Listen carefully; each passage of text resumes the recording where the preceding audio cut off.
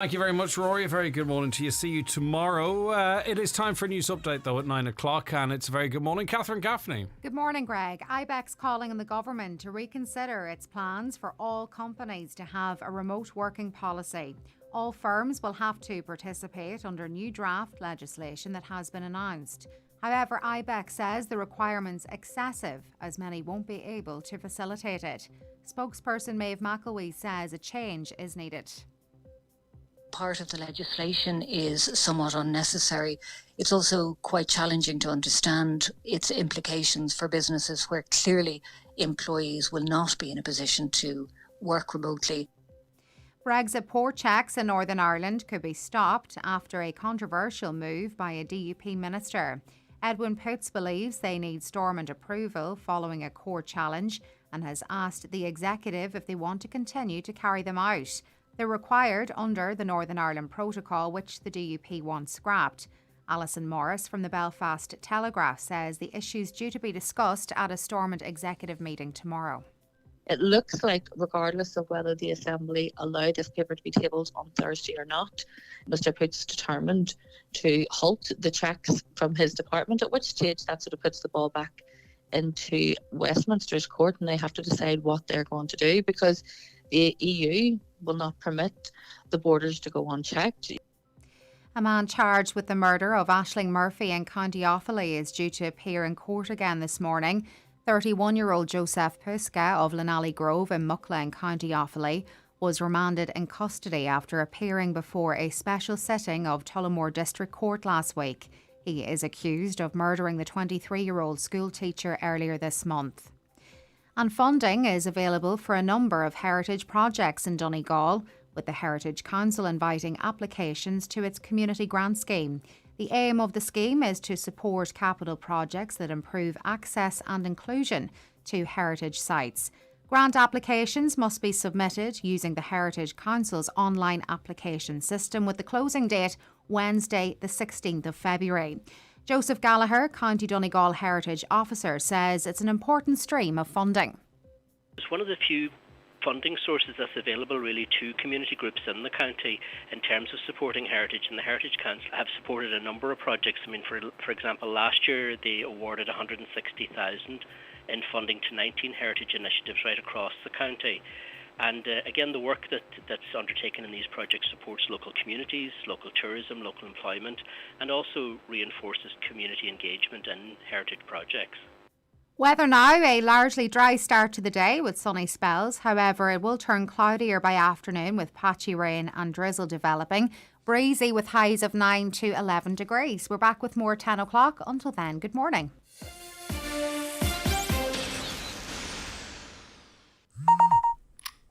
Well, Davy, brilliant that you weren't in work today.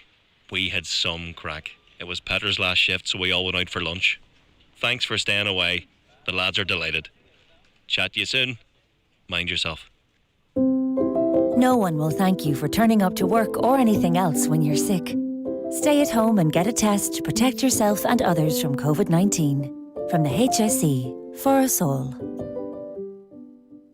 The 9 till noon show is brought to you by Letterkenny Credit Union, offering low-rate car loans with fast approval. Apply online at letterkennycu.ie or in office today. And now, it's time for the talk of the Northwest. The 9 to noon show with Greg Hughes on Highland Radio. And a very good morning to you. It is 4 minutes past 9 on this Tuesday. Sorry, it's Wednesday, the 26th of January. How are you? I hope you're well. And you're very welcome along to another edition of the programme. Lots coming up throughout the next 3 hours, and we want your involvement, your contribution, your comments, your text to 086 60 25,000, 086 60 25,000. WhatsApps, of course, to that number too.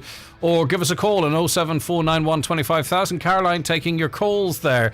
And if you prefer, you can also email comments@highlandradio.com.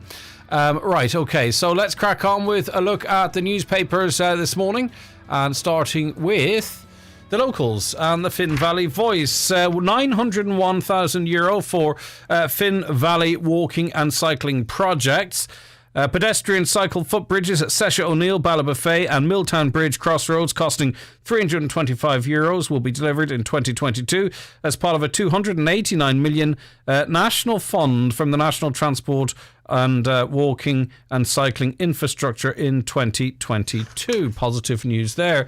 The Inish Times this morning, vindicated is the headline. Inishowen man Enda Craig was accused of abusive and threatening behaviour by Letterkenny University Hospital. The Ombudsman has now found him innocent of all allegations. In addition, the Ombudsman has ordered a review of LUH's overall complaint handling process by the National Director of the HSE's Quality Assurance and Verification Division. On to the Donegal Post now, and a major recruitment drive is underway as Donegal reopens for business. There is certainly a celebratory mood throughout the county, with most COVID-19 restrictions now lifted. Despondency and frustration are being replaced with a sense of optimism that our local economy is being reignited, and there's more positive news as it relates to our economy in the national papers. As businesses open the doors and look towards preparing for the year ahead, recruitment is underway across many sectors, and while this is great news for those looking for work or considering a career change, it's an anxious time for many business owners. And of course, I might as well throw it in there. It can be hard to get the right staff and hard to reach the right staff. Here at Highland Radio, of course, the number one local radio station in the region, we have the job spots. You can, if you're struggling to fill a specific role, you can get in touch with the advertising team on 07491 25,000, and they can help you out in that regard, I'm sure. The Irish Independent, return of the boom as central bank predicts 3 years of growth. Ireland's economy will boom for 3 years as we emerge from the pandemic, the central bank has predicted. Consumer spending will play a big part in strong growth, which is expected to average 6.5% a year until 2024, and setting up another roaring 20s like the 1920s, they say. This spending will oil the wheels of domestic firms, which combined with exports will add an estimated 167,000 jobs over the next 3 years. And there's just, if we're not there already, we very soon will be at a point whereby we have more jobs than we have people to do them. But sure, look, we'll see how we get on from there. New figures from the Banking and Payments Federation of Ireland, meanwhile, show nearly 43,500 borrowers got 10.5 billion in home loans in 2021. That's the biggest number since the market crash 13 years earlier. First-time buyer activity was also back to boom levels. However, higher electricity and home heating bills are here to stay, with energy prices unlikely to fall back from the current levels, although they will stop spiking next year, the central bank predicts. But the central bank kind of predicted too, didn't they, that they would not stay at the levels they were, and they got that wrong. So we'll see. All right, okay, we'll see what happens there. I think at this point, or we're getting to the point whereby we're going to have to see wages increase to afford people a decent standard of life, with other things going up. The Irish Times this morning, employers hoping to work from home in future may have to carry out a self-assessment on issues like the suitability of their workspace and data protection requirements under the proposed new law to provide the right to request remote working. Now, this, the way it's set out to me anyway, and I don't know an awful lot about this type of thing, is it really feels a little bit more like this is to favour the employer, because 13 different grounds to refuse someone the ability to work at home are going to be enshrined there. And I would say there's not many situations whereby an employer, if they didn't want to offer someone the ability to work from home, there's plenty of reasons why they can decline that. And yes, the Workplace Relations Commission is there, but the waiting list to get into that is very, very long as is. I can see what they're trying to achieve here. Maybe it will change mindsets, but it seems to me very much favoured towards the employer, where the employer has more grounds on a legal footing to decline someone who may well be able to effectively work from home to do so. Maybe it could end up finding people who are working from home and thought they might be doing so for some time. They might be brought back to the office against their wishes. Tánaiste Leo Varadkar, who's been pushing this, of course, unveiled the Heads of Rights to Request Remote Work Bill 2021, as he said that now COVID-19 restrictions have been lifted, he wanted workers to have a choice of being able to work remotely or in a hybrid arrangement if they wished. Under the plan, employers will be able to refuse to grant an employee's right to work remotely on at least 13 grounds. However, they will have to be able to justify the decision if it's appealed either internally or, as I say, to the WRC, which already has a huge backlog. But what does this mean for our town centres? I presume maybe Letterkenny in particular in this region, if less people are working in the town itself, let's say that were to happen, it's going to affect businesses. I mean, are businesses in the town worried about that? We're going to be talking a little bit about this later on, by the way, but just to give you the heads up, the Daily Mail tells us that fishermen say they are set to defy advice from the government and Russian embassy and face Russia's military off the coast during planned war game exercises next month. The Russian embassy in Ireland has called the fishermen's planned actions, should they go ahead, reckless and irresponsible. And Tánaiste Leo Varadkar quoted again. He's appealed to Irish fishermen not to put themselves at risk. We're going to be speaking to one fisherman who's going to be taking part in that to find out why, and why are they prepared to take that risk. Okay, we shall see. Right, now on to the Irish Daily Star, and they tell us that a young deer hunter got high on cocaine and alcohol and roamed through a town shooting at Gardaí civilians and buildings. Out of control, as is described, Stephen Dowling fired up to 9 shots of ammunition from a high-powered rifle in Glentees in the early hours of February 22, 2020. Now, I remember this story at the time, and people were contacting me from Glentees, and, you know, obviously people were feeling in general high alert anyway, and, you know, it was causing great concern. They didn't know what was going on or what could have been happening. And as it turned out, it was a very, very serious event because this man shot at terrified Gardaí, missing them by inches. He shot through cars and also into the window and walls of 3 houses in an hour-long escapade. The 25-year-old father of one appeared at Letterkenny Circuit Court yesterday and pleaded guilty to charges on a night which was described in court as like something from the Wild West. He's going to be sentenced next week. Were you in Glentees that night? What are your memories? Let us know, share. 086 60 25,000, 086 60 25,000, or call 074 91 25,000. What was it like in Glentees on that night? I'm sure some of you that were there witnessed or heard the events. A quick word on the COVID situation. Positive words coming from the WHO, the World Health Organization, who, you know, are pretty cautious. But their expert, Dr. Mike Ryan, says any further lockdowns are unlikely and we should be all right even if a new variant emerges. Last week, the majority of COVID-19 restrictions were lifted in Ireland. The executive director of the WHO's Health Emergency Programme said the lockdown scenario is unlikely with Omicron vaccinations and booster shots, and with the sequence of vaccines and infections, our systems develop longer-term immunity. Even if a new variant emerges, we should be all right. He, of course, is originally from County Sligo, but he's normally obviously pretty cautious in his words. But perhaps this reopening is, as we all hope, and I'm living my life as is, that this is it now. This is the way life will be going forward. Right, the Irish Daily Mirror, obviously with the few things that have to be removed.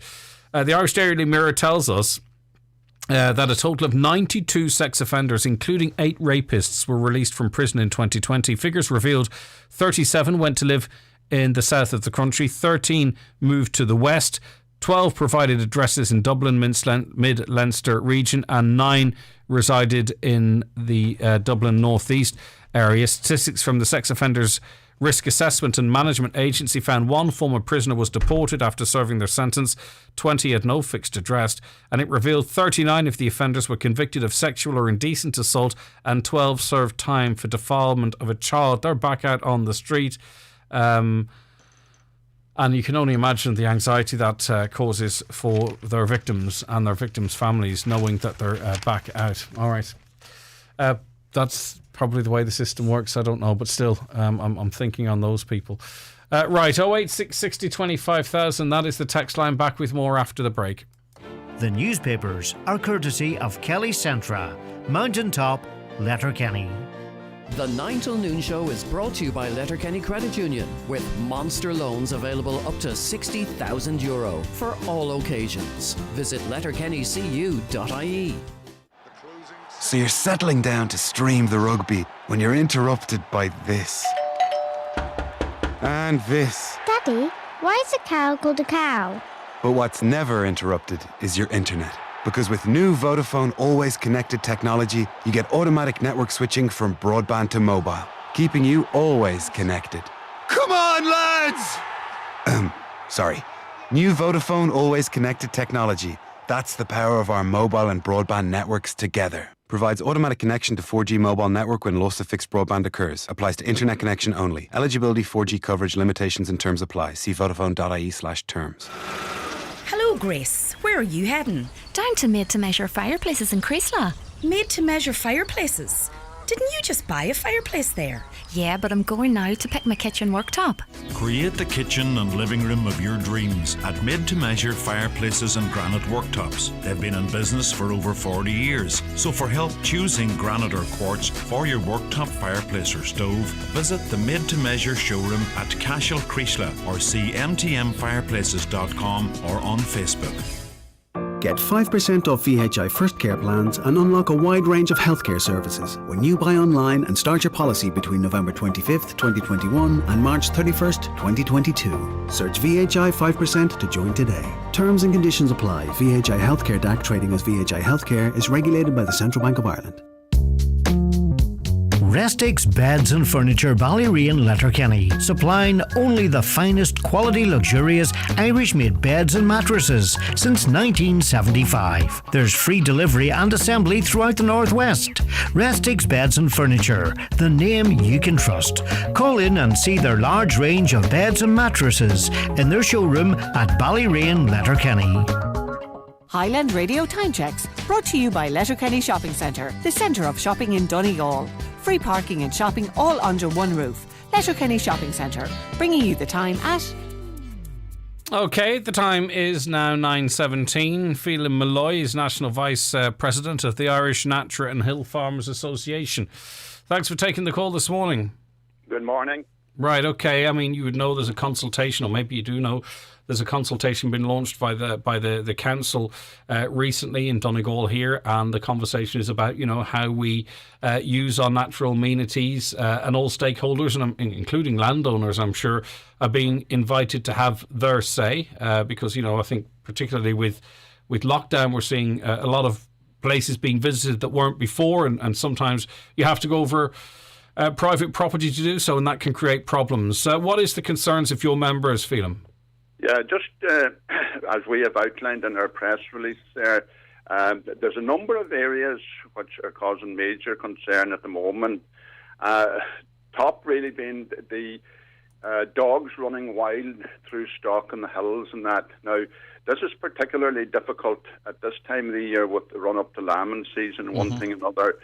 And we have had a number of communications from our members right down through the whole West Coast and down to the south of the country in relation to dog attacks on sheep, especially sheep.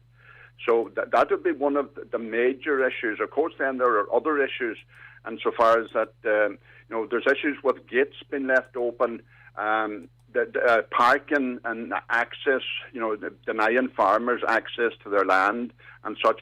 There's a new development actually at the moment, and it's one that we're very, very concerned about, and that is the wild camping.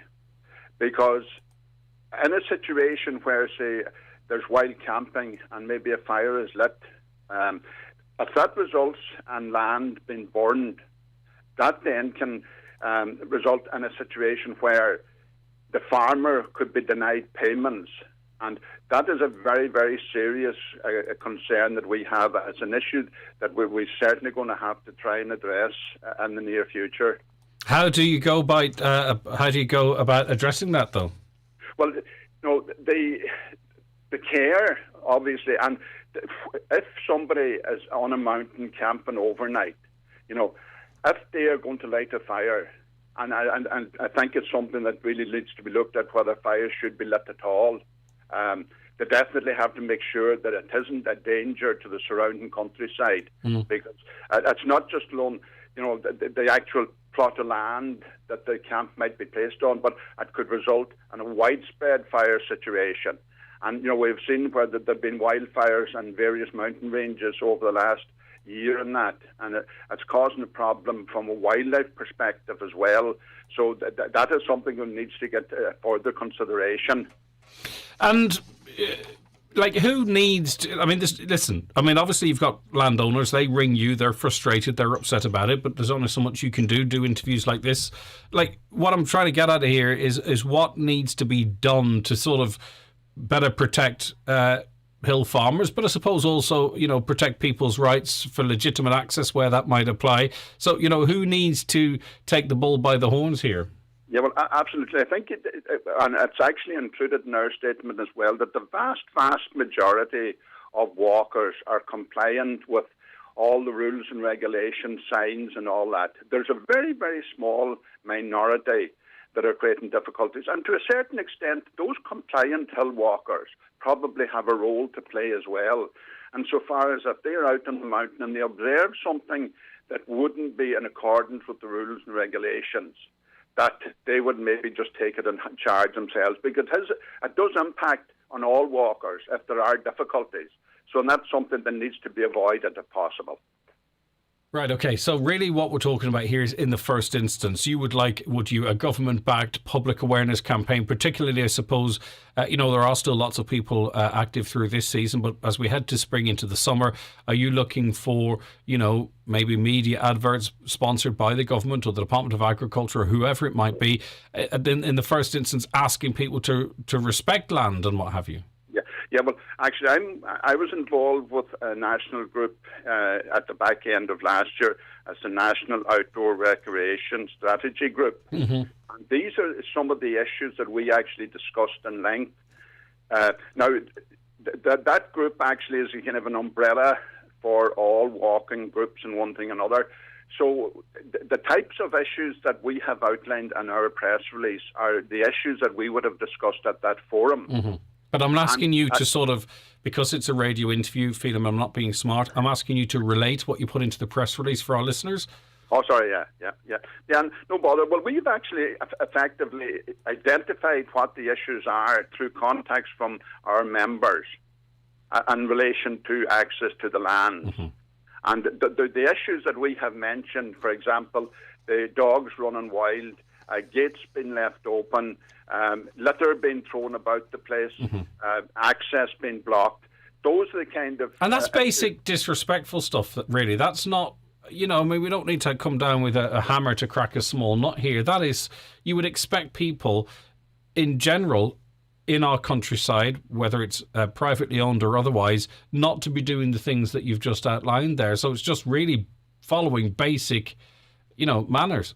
Common sense and respect are probably two of the things that need to be applied. Respect for the property, respect for the farmer, because it has to be accepted that farmer, the land is the resource that he has to provide a living for himself and his family.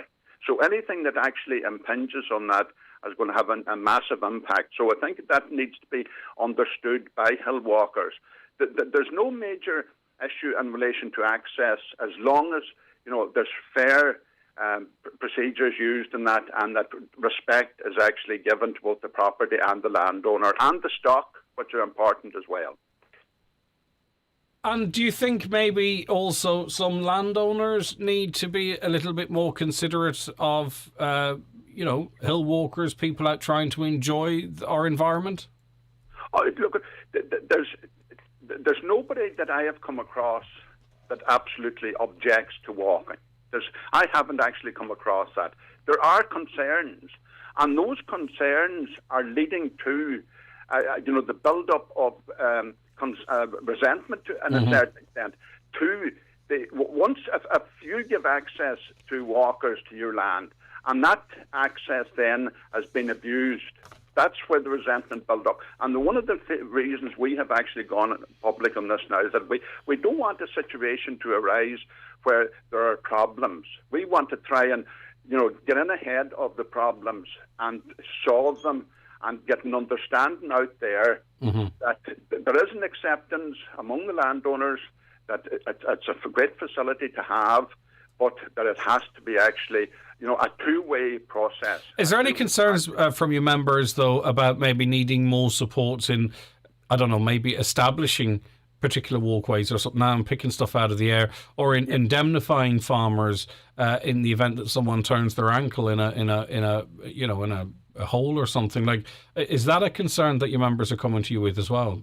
Yeah, that's another issue actually we've been looking at as part of the National Outdoor Group meeting, and that is the whole area surrounding the Occupiers Liability Act, because that actually places certain burdens on landowners from a safety perspective. Mm-hmm. But there has been a number of cases discussed where claims have been taken against landowners as a result of accidents occurring. So the whole issue around there is a review to be carried out on the Occupiers Liability Act. I mean, I think it's unfair if someone were to cross a field with a bull in it, for example, and end up getting charged, or if they climbed over a stone fence and it were to give way and they were to fall over and crack their head or something, God forbid. It really, I think, is unfair to expect the landowner to be, culpable, responsible for that.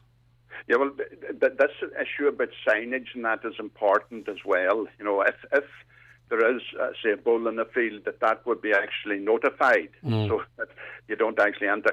Now, there are, various situations where accidents can occur, but where there's no deliberate action on the part of the farmer to create a hazard. That's really the kernel of the occupier's liability. Okay, so just finally then, Phelim, from your perspective, who needs to take a hold of this? Particularly, I mean, I've wandered off a little bit, no pun intended, but in relation to the likes of the attacks by dogs on sheep, the blocking of gateways, access routes, illegal parking, verbal abuse towards farmers, walkers disobeying signs. Those are the key issues that you've raised as we head towards the spring and into the summer. Who needs to take, you've raised awareness here now, but I'll ask again, who needs to take this seriously now and try and best help your members? Other than the public themselves, do you believe there's a role for the Department of Agriculture or any other arms of the state? Oh, yeah, absolutely. I think it would be very important if there was a proper awareness campaign launched just to highlight the areas of concern and an education program around that. Now, most of the organised walking groups will actually have that system in place, but it's for the individual walkers or maybe small groups that there needs to be more public campaign of awareness around all the issues that are of concern to farmers, and that we don't get to a situation where there is a major incident, because that's the last thing you want to get to. I think if it can be worked in the spirit of cooperation and understanding, and that, I don't think there should be any major problem. But it's very much a two-way process. And a caller asks, do you have a position, or are you aware of the Greenway Code of Best Practice and Farmers Access? Yeah, we actually have a policy on the development of greenways. Now, effectively, it would be around the access to the land and that for the development of the actual. Now, our policy is that we are actually in favour of greenways and walkways, provided that there's proper consultation and agreement with the landowners, and that there's no difficulties created from that perspective. Okay. Listen, thanks for speaking to me. I appreciate your time this morning. Okay, all right, take care of yourself. Have a good day. Right. A caller says, my mother is in a nursing home and we are still not allowed access the building, which is much stricter than the guidelines that are out there. Now, obviously, every nursing home has a right to I believe, that they can set their own visiting guidelines, but it's hard to imagine people still have no access to the building and they're still being asked to visit via a window, okay? But it's too cold, as you can imagine, and this person's mother can't hear them properly. And, it must be very distressful. I think that's almost more distressful than no visit at all, having, people that you know and love at a window and you can't hear them. I mean, that must just be like hell on earth. Maybe I don't want to over-amplify it either, but I'm just imagining if it was someone close to me. They said that I've called the nursing home again after Friday's announcement, and still today, Wednesday, and I'm still told they're still operating window visits only. She's vaccinated, as are we. Caroline, do we know which particular facility that is? Is it worth calling them just to find out the reasons why? There might be very legitimate reasons, but everyone's vaccinated. And there are, much more lenient guidelines as it relates to nursing home visits out there. So why is that nursing home still being so strict in that regard? What's the rationale for continuing with the face mask policy in the classrooms when all pubs, clubs and restaurants in this country are open? It's time for school principals to stop the opening of windows and wearings of masks if real normality is to return. Well, that will be gone in less than 2 weeks. I presume the rationale is, and, I don't really want to get into it again, but I presume the rationale is that as everything reopened, the one group that is primarily unvaccinated are schoolgoers, and this is to try and slow down the spread, to slow down any impact it might have elsewhere in society. That would be the logic. Whether you agree with that or not, that's completely up to you.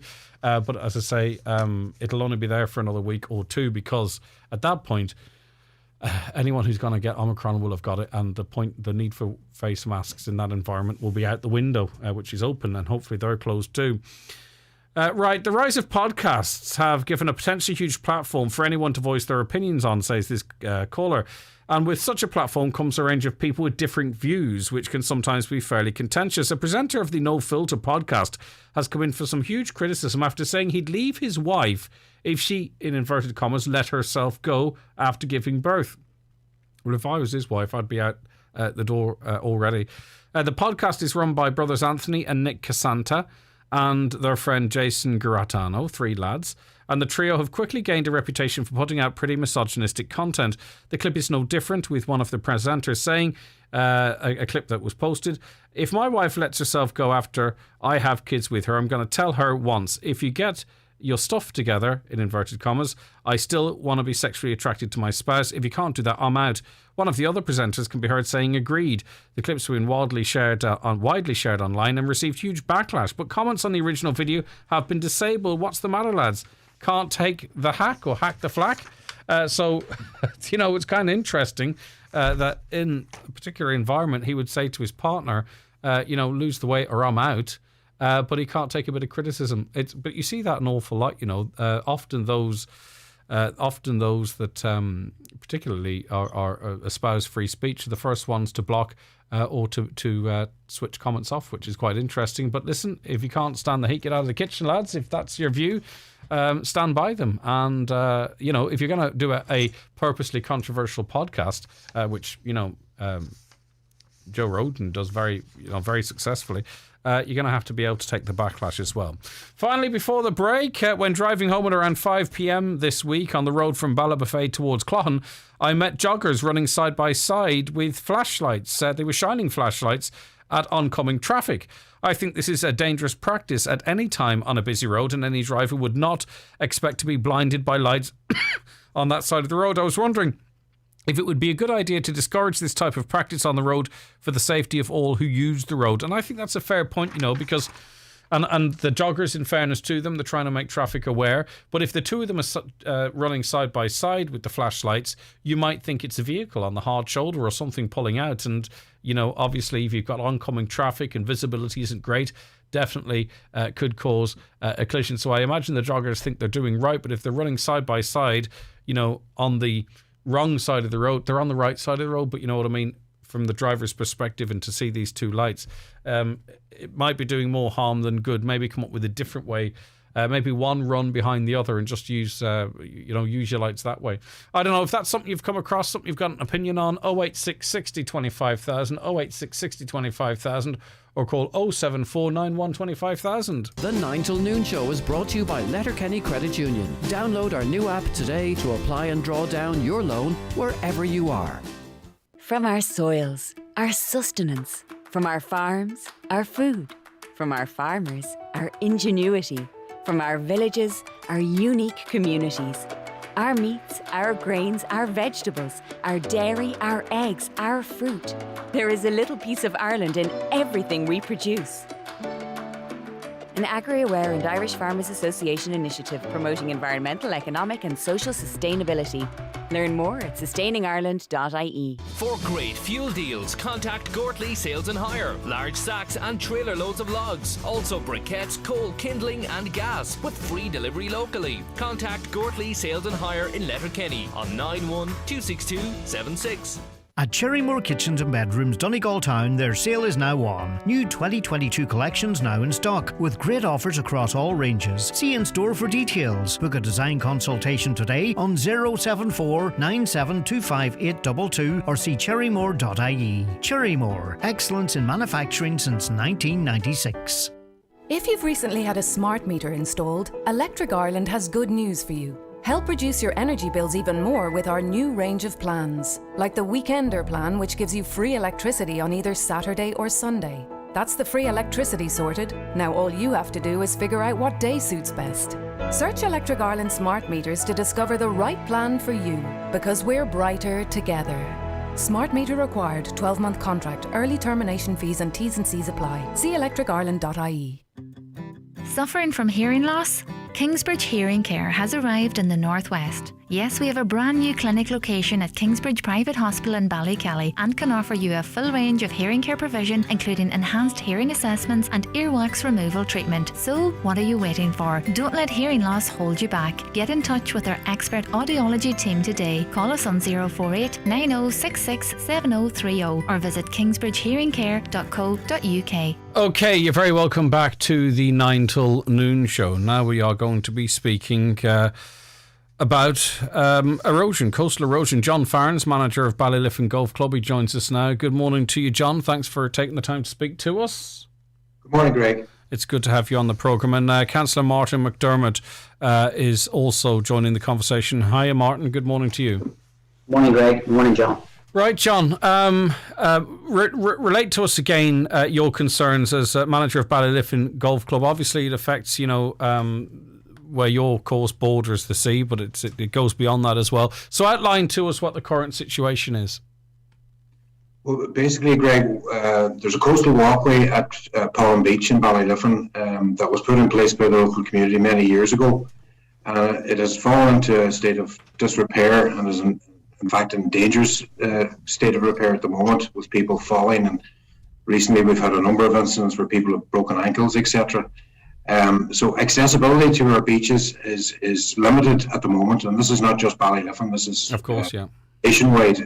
Lag in particular is significantly hampered in terms of access. But to cut a long story short, our entire coastal boundary is a special area of conservation, and that brings with it responsibilities for all the stakeholders, as we're aware. But it also brings responsibilities in terms of preventative measures and restorative measures to ensure that coastal erosion isn't, let rip through the place and putting not just golf courses such as ourselves in danger, but coastal amenities and walkways like the Pollen Beach Walk, which is invaluable, particularly in the current climate where people are trying to be responsible and take exercise in our beautiful coastal areas, but are limited in when they can do it and how they can do it. And I just feel that it's time action was taken. It is an emergency situation as we stand at the moment, where it's very limited access at limited times of the day, depending on tide, and people are taking their lives in their hands climbing up on dunes because the walkway is impassable, and this further adds to the erosion of the dunes being broken down by people having to be forced up onto dunes because the coastal pathway is not passable. Yeah.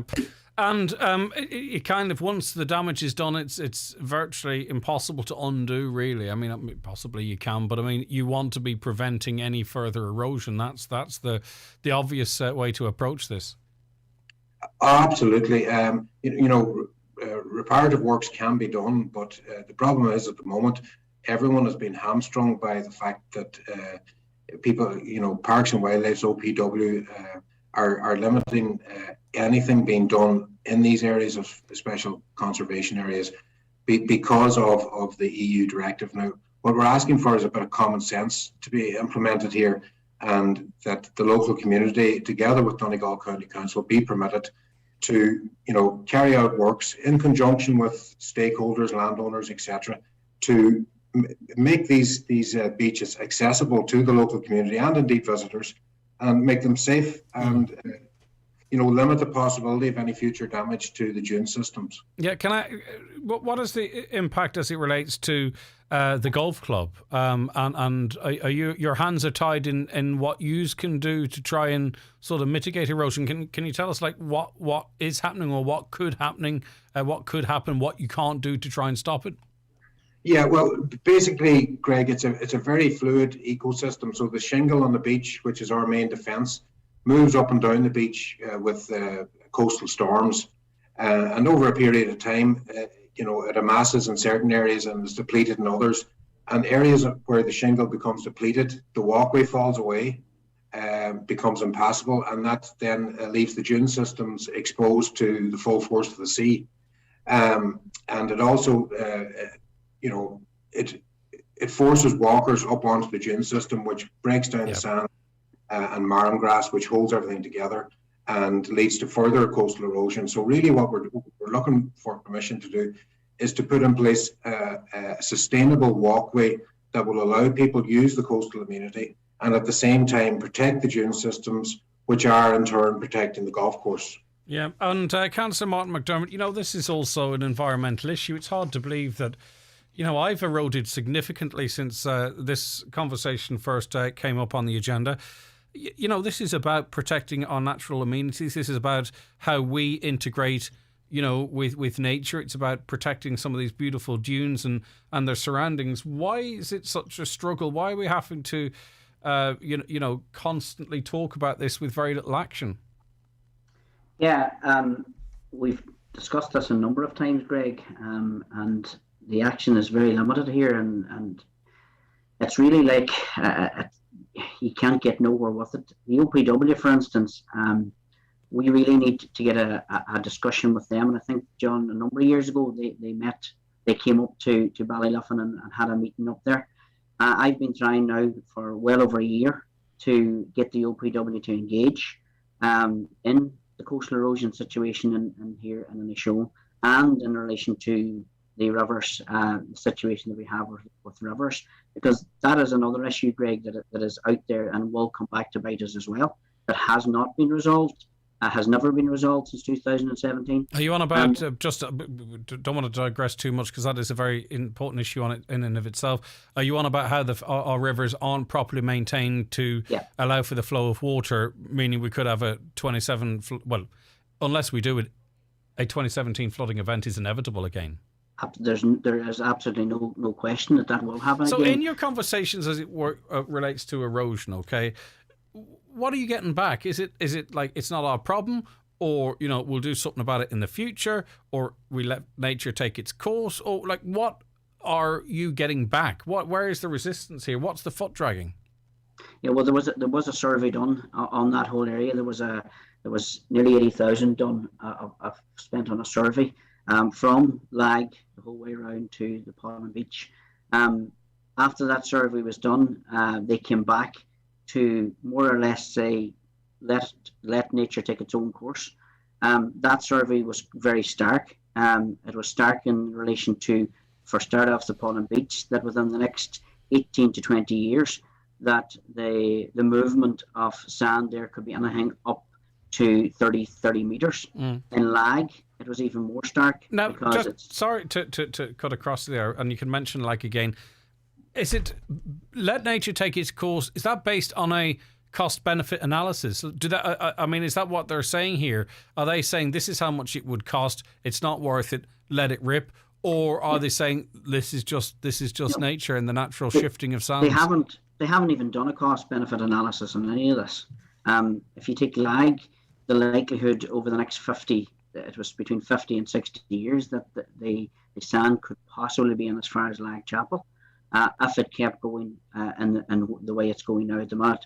So the scientists and the people that worked on this, they do believe that will change over a period of time and the sand will start coming back, but there is absolutely no guarantee of that.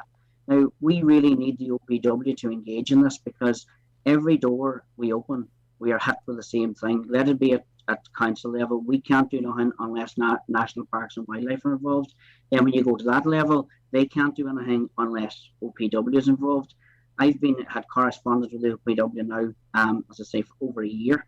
And again, it's the same thing. I apologise for the delay in responding. I've requested an urgent update from the relevant section and will revert when it is received. And that's the same type of thing that keeps coming back all the time. At the Inishowen MD meeting, I brought this up when I had the Chief Executive, John McLaughlin, said that he would then make contact with the OPW on behalf of Donegal County Council, because this is a serious issue all over the county, not just here in the show.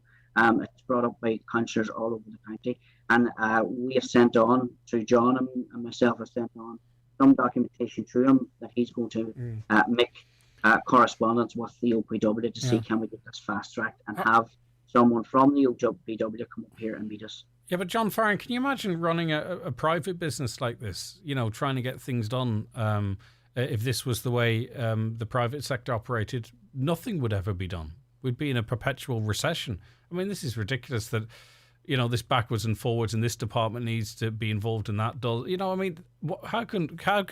Why can someone not be appointed as a project lead, get them all together and progress this, John?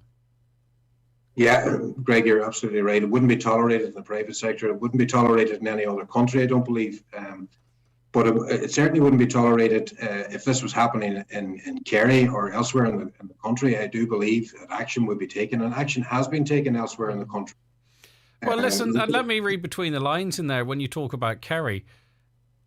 I mean, are you pointing to maybe then we need, no disrespect to Martin McDermott and his fellow councillors, I mean, if you reference Kerry, you're probably talking about the Healy Rays wouldn't stand for it. I don't know if that's what you're referencing, but are you saying that we need to be politically more noisy about this at Senate or Dáil level? Is that what you're sort of suggesting? Well, I am. I don't think it's taken seriously enough, and I don't think it's prioritised enough. These are natural resources for not just for the local community, but for visitors expect to be able to access our beaches. It's one of the main attractions that Donegal and this whole region has. And if you brought visitors to Inishowen, for example, at the moment, like Lag, you're stopping 300 or 400 yards short of a narrow pathway to a beach with a steep incline, inaccessible to a lot of people. In Ballyliffin, you're walking on cobblestone for a good part of a coastal walk that has been absolutely destroyed. Emergency action would be taken in other counties and has been taken in other counties to stop this situation worsening and to carry out restorative works that would, as you rightly pointed out, no social or economic benefits or analysis has been done in this CERM report that was commissioned by OPW through the County Council, which basically said let nature take its course. Now that is totally contrary to best practice in coastal erosion management throughout the world, and that report should simply be scrapped because it's a nonsense. Anybody with any common sense knows that you cannot just stand by and allow Mother Nature to destroy the natural resource and expect it to be restored, because it's not going to happen. That sand is not going to come back. Councillor McDermott, are the council executive strong enough on this issue, pushing this issue? Up to now, no. Certainly not. I think that this is something that needs to be pushed at council executive level, and I think that to be fair to the chief executive, he has taken this on board, and he has. What does that mean? No, he's taken. To be fair to the chief executive, he's taken this on board. What does that actually mean? With all due respect to you, he has engaged over the last since we had the MD meeting on a number of occasions with myself. Has got information and is forwarding that on. And has he convened a meeting between the relevant organisations and banged their heads together?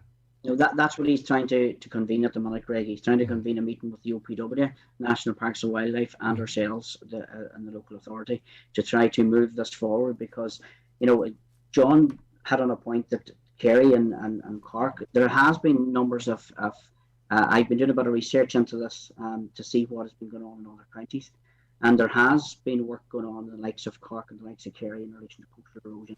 And I do feel, and I said this to Donald, I certainly do feel that if it was them areas tourism is looked upon in those areas in a completely different way than is looked upon here in Donegal by a number of authorities and a number of tourism-related authorities. There's no question about that.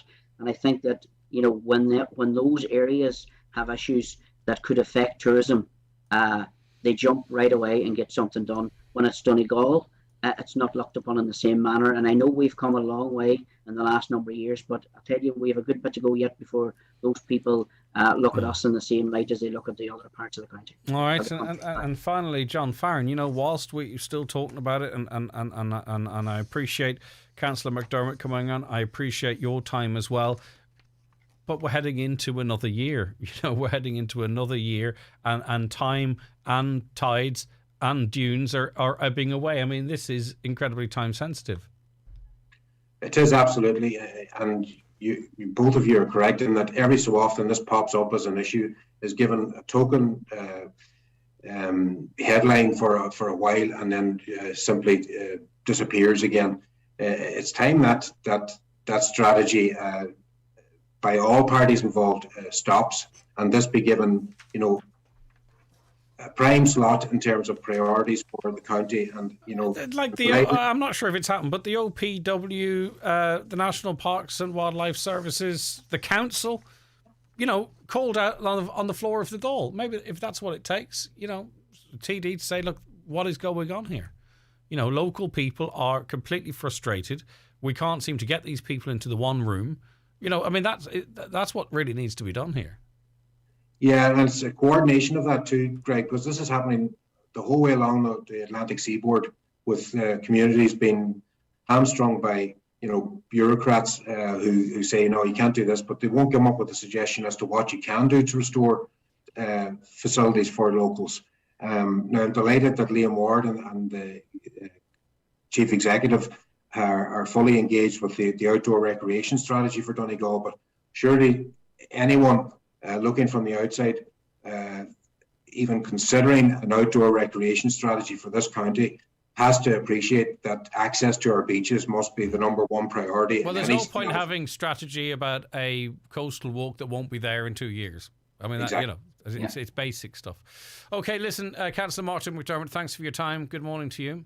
Good morning, guys. And John, as always, good morning to you as well. Thanks very much for joining us. Appreciate it greatly. Okay, right, back with more on the 9 till noon show after the break. The 9 till noon show with Letterkenny Credit Union. Multiple loan payments causing you stress? Why not talk to Letterkenny Credit Union today about a debt consolidation loan? At Michael Murphy Sports and Leisure, we know a good pair of trainers makes all the difference, whether you're running marathons or training for your first 5K. We stock all the leading brands, including Asics, Brooks and New Balance, with different styles and features to suit individual running needs. Call in store or shop online at michaelmurphysports.ie. As you start rediscovering Northern Ireland again, we want you to explore with confidence. That's why we've introduced the We're Good to Go industry standard for tourism and hospitality businesses. So you know they've agreed to follow COVID-19 safety guidelines, like social distancing, following the recommended cleaning processes and undergoing spot checks, so you can enjoy your break to the full. Look out for the safety symbol for businesses that are good to go. Northern Ireland, we're good to go. Brought to you by Tourism Northern Ireland in partnership with UK national tourism bodies. Do you suffer from high cholesterol, menopause symptoms, digestive issues, anxiety, aches and pains, or a lack of energy? The highly trained team at The Natural Way Letterkenny can provide advice on natural remedies for a number of individual health issues. The Natural Way also has its own brand of herbal treatments to help fight fatigue, relieve digestive discomfort, maintain a healthy immune system and alleviate common menopause symptoms. The Natural Way at Letterkenny Shopping Centre, your one-stop health shop.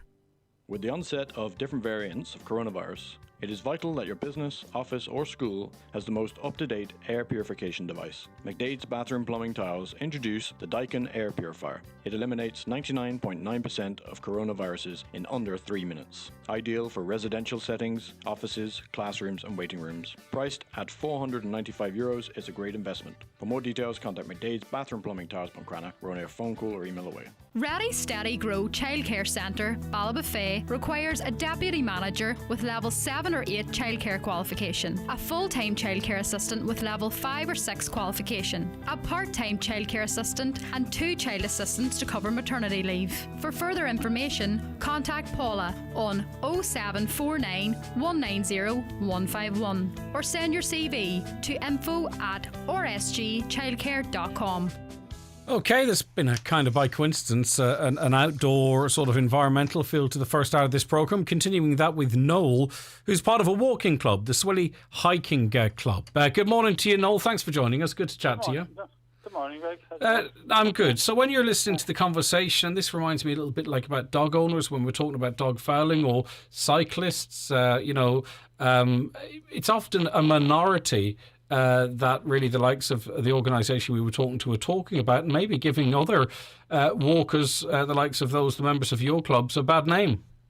Well, that could be the case. Now, I didn't just hear the start of the programme there, but what Phil was saying there was, I would agree wholeheartedly with what he says.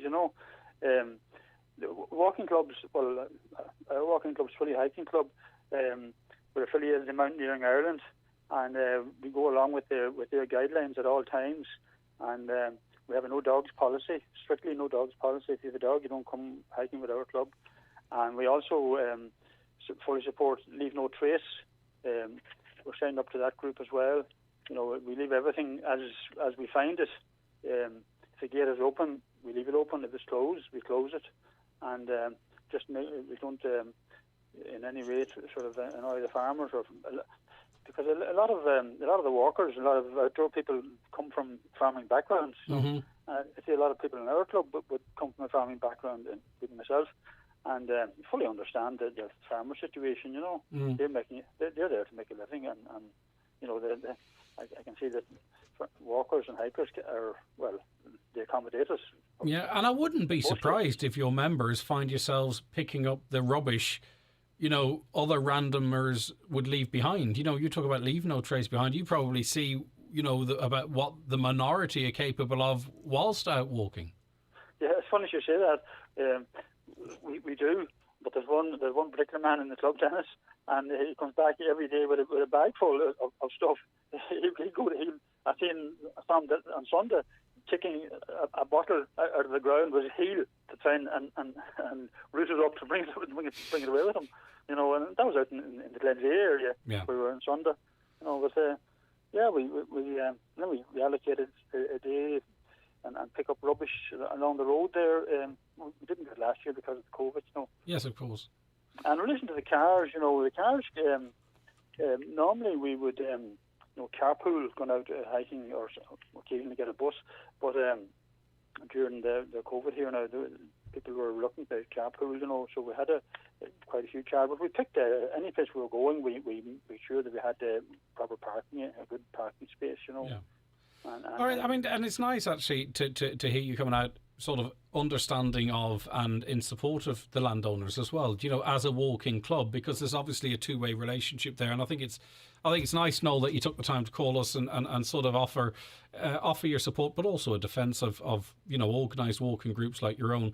And I appreciate your time, Noel, and continue. Well, the insurance is a big thing too. It's important to we're insured at Mountaineering Ireland there. Yes. And they have different workshops and that, and they've taken part in them, And it's very rare that they would ever that the insurance company would ever have a claim. Mm-hmm.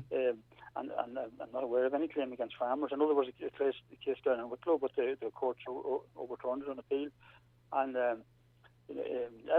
there's a declaration that a person coming out hill walking, that you declare that you're responsible for your own safety, mm-hmm. and you understand that it can be risky and can cause injuries or even up to death. But that's a declaration that's in the application form. Before you can join the likes of your club, or before you're joining? Yes, and most clubs have it. Yeah. It's a Mountaineering Ireland policy that you sign this declaration, and we have it in our application form. All right, very good. It's online as well. Yeah. That you understand that you're responsible for your own safety, and hill walking can be dangerous and liable to get injured, but mm-hmm. it's up to yourself to look after yourself. That's it. All right, interesting stuff. Continued happy walking, enjoying the outdoors, Noel, and thanks for your time. Thank you very much. Thank you. Take care of yourself. We'll be back with more after the news at 10 and the obituary notices. live, on air, online and on the Highland Radio app. This is Highland Radio News.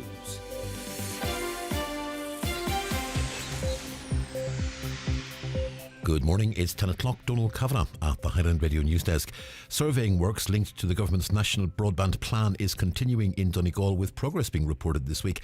In Donegal, there are over 32,400 premises in the intervention area, including homes, farms, commercial businesses and schools. This equates to 32% of all premises in the county. With more detail, here's Michaela Clark. Under the National Broadband Plan, Donegal will see an investment of €128 million in the new high-speed fibre network. This will enable e-learning, remote monitoring of livestock or equipment, e-health initiatives, better energy efficiency in the home and facilitate increased levels of remote working.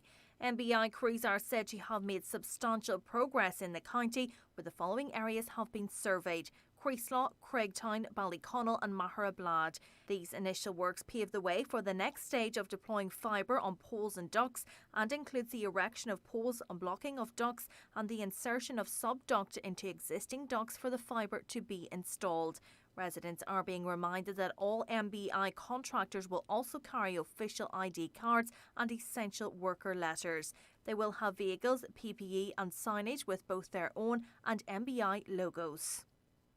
COVID passports will no longer be necessary in pubs, restaurants and cinemas north of the border from lunchtime. A series of restrictions are being lifted at midday. It'll also see the reopening of nightclubs where COVID certs are still required. Dancing is back, along with indoor standing events.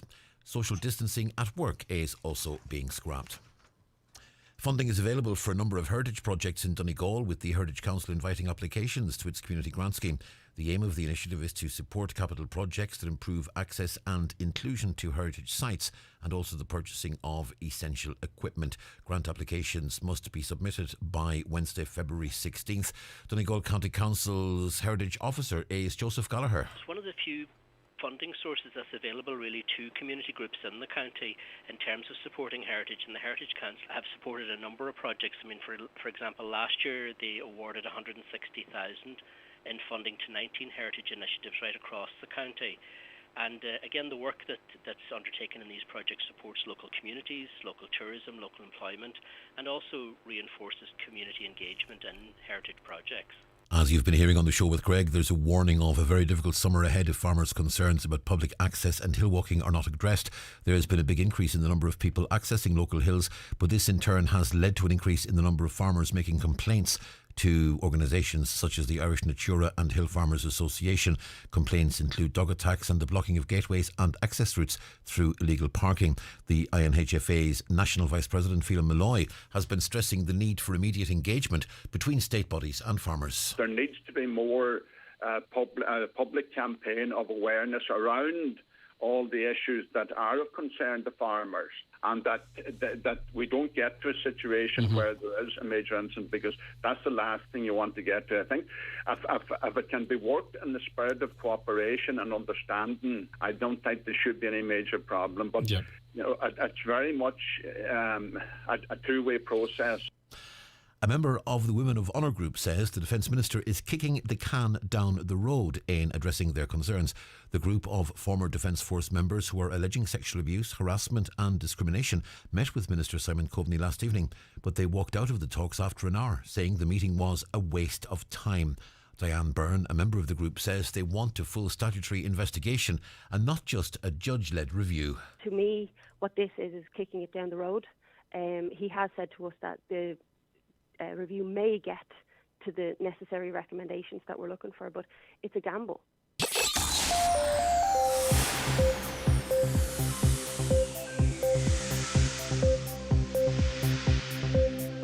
Weather forecast and Met Éireann tell us any patchy frost and mist will clear this morning, leaving a largely dry day with sunny spells. However, it will turn cloudier into the afternoon, with patchy rain and drizzle developing later. Breezy today with highs of 9 to 11 degrees Celsius. That's Highland Radio News. We're back with news again at 11 o'clock. Until then, from the news team, good morning. The obituary notice is for Wednesday morning, the 26th of January. The death has taken place of Mary Devine, née Sweeney, Claudy, County Derry, and formerly of Derry Connor, Gortha Hork. Her remains are reposing at her home in Derry Connor. Rosary tonight at 9 o'clock. Funeral Mass in Christ the King Church, Gorth the Horg, tomorrow morning at 11 o'clock, with interment afterwards in the adjacent graveyard.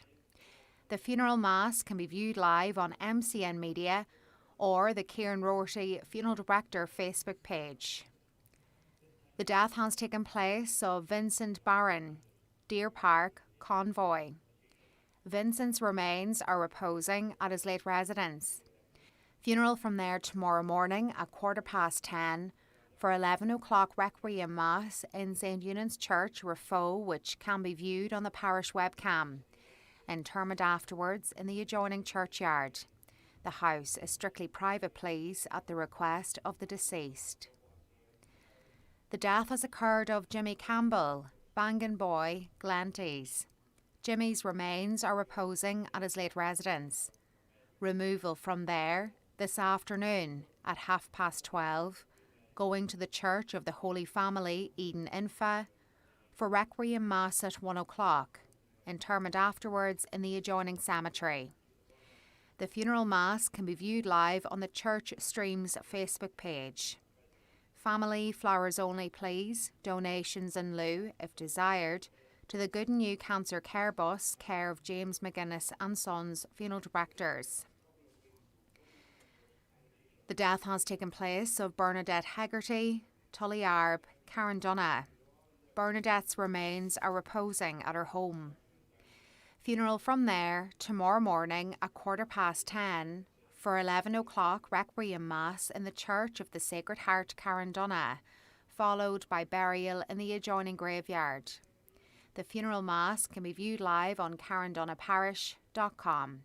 The house is private to family and close friends, please. And the death has taken place of Hugh O'Donnell, Black Hughie, 33 McGinn Avenue, Buncrana. His remains are reposing at McLaughlin's Funeral Home in Buncrana. Funeral from there at 10:20 this morning, going to St Mary's Church, Cockhill, for 11 o'clock Requiem Mass with burial afterwards in the adjoining cemetery. The funeral Mass can be viewed online on churchservices.tv. For more details, including any family health guidelines for wakes and funerals, please go to highlandradio.com.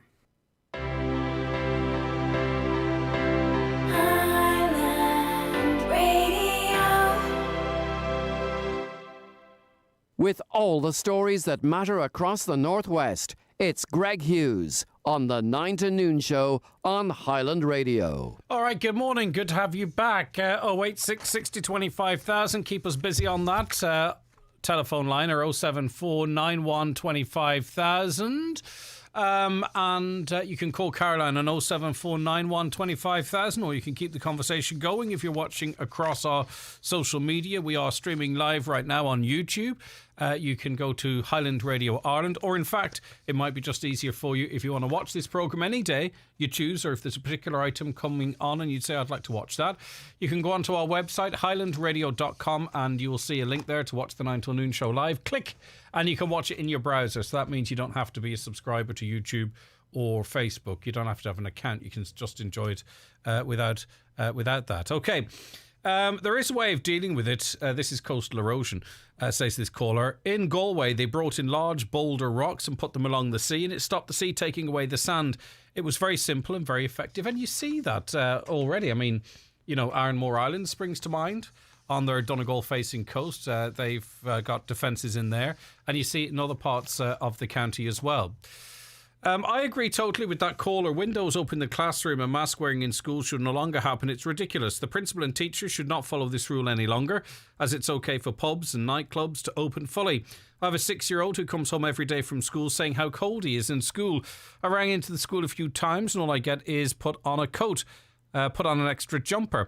I wouldn't matter how many coats or extra clothing they have on when you're sitting in the one spot. You're going to feel the cold. It's really not fair on our little children. Thank you. And in defence of the teachers and the schools, okay, equally, and this is the one thing we have to remember. Firstly, they are having to follow these guidelines, albeit only for another week or two. But there would be parents of children in that classroom who would want the doors, the windows open as well, because they might be vulnerable themselves. Now, you can say, well, you know, that doesn't make any sense. But teachers would have to, and school principals primarily, would have to balance those concerns. Greg, it's the same in our town. Runners are out on the road and don't use the parks. What's the point in creating these parks if they're not being used? Last night, I had a near miss with 4 on the road. Definitely agree with you on the jogging scenario, and high-vis vests should be mandatory than should be more mandatory than actual face masks. Yeah, indeed. I see where you're coming from. Why are doctor surgeries still making people wait outside? Well, you see, they are private businesses, really, aren't they? Are they classed as such? And they make their own decisions. And, that's what the point I've made a couple of times in the show yesterday. That's the type of stuff that people are vexed about. Contacted yesterday by a lady on social media, just can't get in to see her GP, just cannot get in. And he's very distressed about it. It's causing great distress out there. Hi, Greg. My mother also in a nursing home. No indoor visits. It's very frustrating. And can you tell me, if you don't mind, anyone that's being stopped from visiting? Because I will get the national directive out because it's an important issue. What are you being told? Are they being told? Are they being told why are you being told why you're not allowed to visit? Churches are the same, Greg. They haven't opened up all the seats. Okay. Farmers should not be allowed to close off the right of way with barbed wire gates along the shoreline in the Lough Swilly area.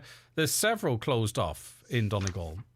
Good morning, Greg. When you have the fishermen's representatives on this morning, would you please ask him why haven't the fishermen protested similarly before when other countries have carried out manoeuvres in the same area? And will they do the same in the future when military manoeuvres take place? Thank you. I mean, are bombs and rockets being let off on the sea in that area on a regular basis? I've no problem asking the question, but is it grounded in it does happen, does it? County councillors are getting a 40 pay rise. 40 pay rise? I don't know, 40 what? In 2022. This will take their annual rate to 2,600. Not hard times for some. A lot of them are dedicated to that full time, and 26,000, it's not a bad wage, but is there, particularly for full time councillors, they would argue, many would argue that they earn it. Maybe you disagree. I'm not saying one way or other because I haven't really thought about it too much.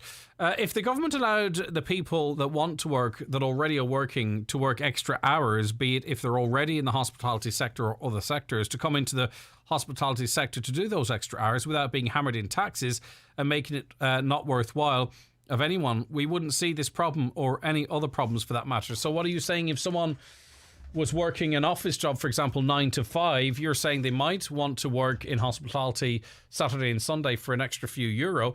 It would fix the staff shortages in that area. But you're saying they wouldn't because they would be hammered with tax, so they just don't. Is that what you're saying? It's an interesting point, actually. Would anyone else be more inclined to do more hours if they weren't effectively then going to give, as much as half of it back to government? What do you think? 086 60 25,000, you know the number. Good luck if you're playing the bingo today. Here are the numbers. It's time for Ncbi Bingo on Highland Radio. It's Wednesday, the 26th of January. You're playing on the blue sheet. The reference number is S18. It's game number 4. The numbers are 84, 23, 86, 78, 82, 33, 17, 71, 50, and finally 69. Phone your claim to 9104833 before 8 tonight, leaving your name, contact number and the name of the shop where you purchased your book, and we'll call you back the next working day. Get all your NCBI Bingo information at highlandradio.com. The 9 till noon show with Letterkenny Credit Union, now offering MyCU current account and debit MasterCard, bringing full banking features, delivered with the same local trustworthy service of your credit union. Beat the cost of Brexit and no customs charges. Do you need a UK address? For your limited company or personal use, Space Hub in Derry can provide you with your own virtual office or mailbox. Have your post and parcels delivered to Space Hub and collect at your convenience. Also brand new 20-foot shipping containers now in stock. Ideal for all your storage needs at our Springtown and Coolmore depots. Find us on Facebook or spacehubderry.com or call 04871 878077 for details. The award-winning Genesis Aesthetics and Skincare Clinic Udor offers the most advanced skincare treatments for men and women, treating conditions such as acne, skin tags, rosacea and scarring. As a qualified aesthetics practitioner, Mary Ferry offers a range of anti-aging treatments including dermal fillers, thread lifts, profilo, skin boosters, microneedling and LED light therapy. Hair and makeup also available. Download the Genesis Salon app today or call 07495 32575.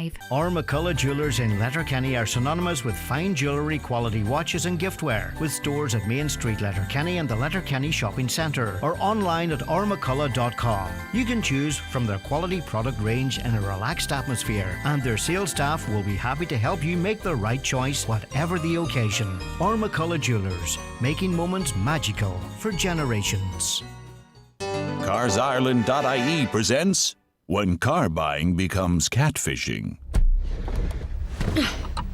What do you think? I wasn't expecting the interior. You don't like it? Well, it's a lot of leopard print. Cheetah, actually. Oh.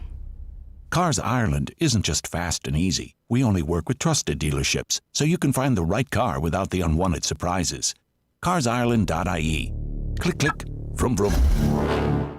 Need a new part for your Ford car or van? Why not call to OMS Auto Parts in Buncrana? With a massive stock of Ford parts, you're sure to get the part you need. Free next day delivery on orders over €50. Call 074 9361924 or shop online at omsautoparts.ie.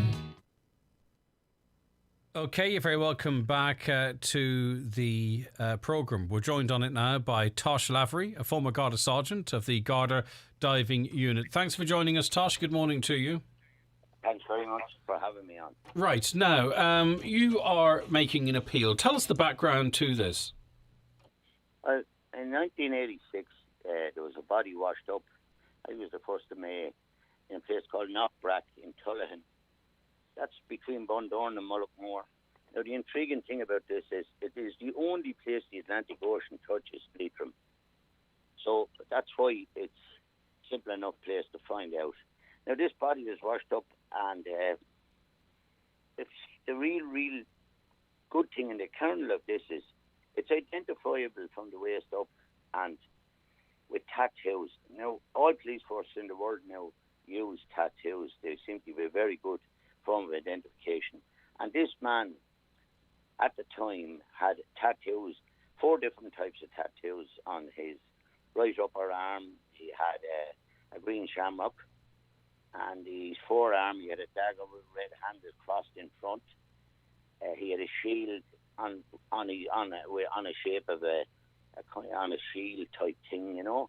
He had a left forearm. He had the area in front of a green shape, and he had 2 rapier-like swords with red handles. Now, the thing about these, they were on the body, and he had a buckle belt on him and Wrangler jeans, and the buckle belt depicted a dog or a bull with 2 horns. Now, it's hard to work out, and there was a little bit of writing on it. Now, all this photos and stuff we can put on the social media page after. They're on my own page. Now, Tosh, we'll do that. But I mean, given the fact that, you know, this would seem, the remains seem so easily identifiable, was there surprise in the 80s that very quickly it wasn't obvious who this was?